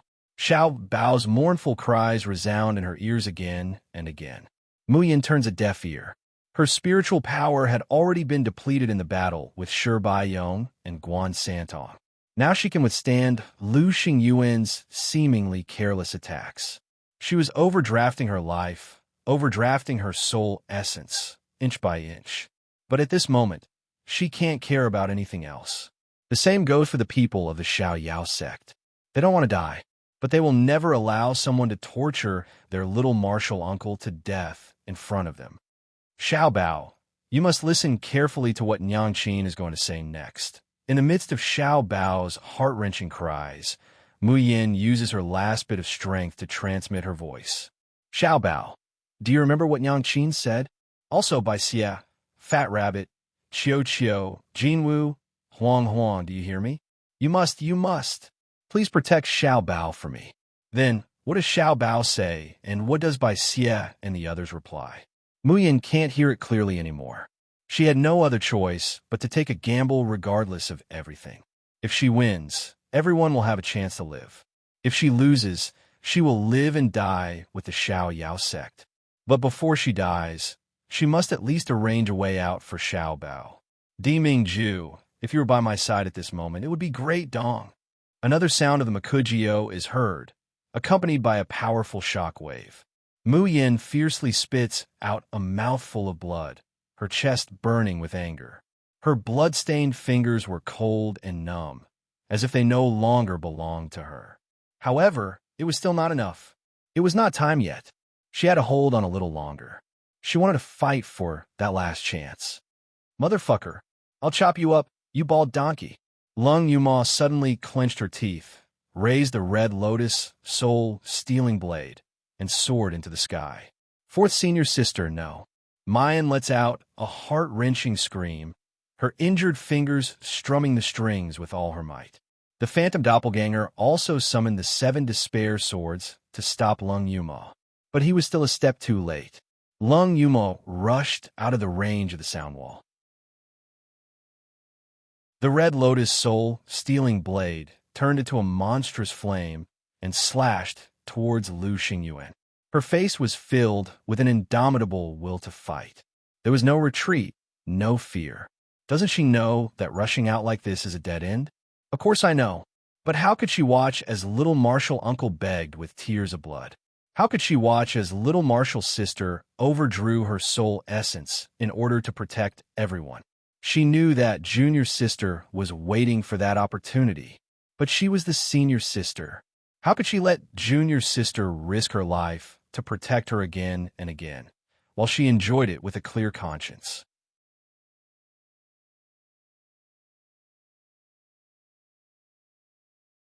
Chapter 3962. If there really was a chance, then she would use her life to exchange for it. Little monk, I'm sorry. I might not be able to wait for you to return to the secular world and marry me. Boom! The rolling flames engulfed Lu Xingyuan. However, no one thought that such an attack could kill an immortal lord. When the flames dissipated, the faces of the Xiao Yao sect members were pale, and they couldn't stop shaking. They saw that Lu Xingyuan was holding a Buddhist staff in his hand. One end of the staff pierced through Lung Yuma's body. Blood flowed down the cold Buddhist staff, dripping like the tears of the Grim Reaper. Fourth sister, bastard, I'll kill you.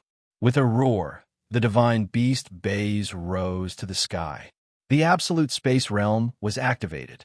Layers of ice froze the ground and Lu Xingyuan's feet. The giant 1,000-ton hammer fell from the sky like a small mountain. The 7 absolute swords buzzed under the sunlight and reflected a dazzling light. At this moment, everyone from the Xiaoyao sect was ready to risk everything. Fight to the death. Fight to the death. However, in the face of absolute power, all the tragedy and determination seemed so pathetic and laughable. An immortal lord. Even in the Xiuxian continent, he was a top existence. Lu Xingyuan was a disciple of the Dabi Temple's Bodhidharma and was even more powerful than the Nether Region's lord, In Wuji. How could a few fledgling golden immortals like them contend against it? The beach seemed to have been stained with layer after layer of blood. This time, the blood was especially cold and desolate. Lu Xingyin stood in the pool of blood, put his palms together, and softly chanted, Amit Ba. It was already commendable that 6 golden immortals could last so long in his hands.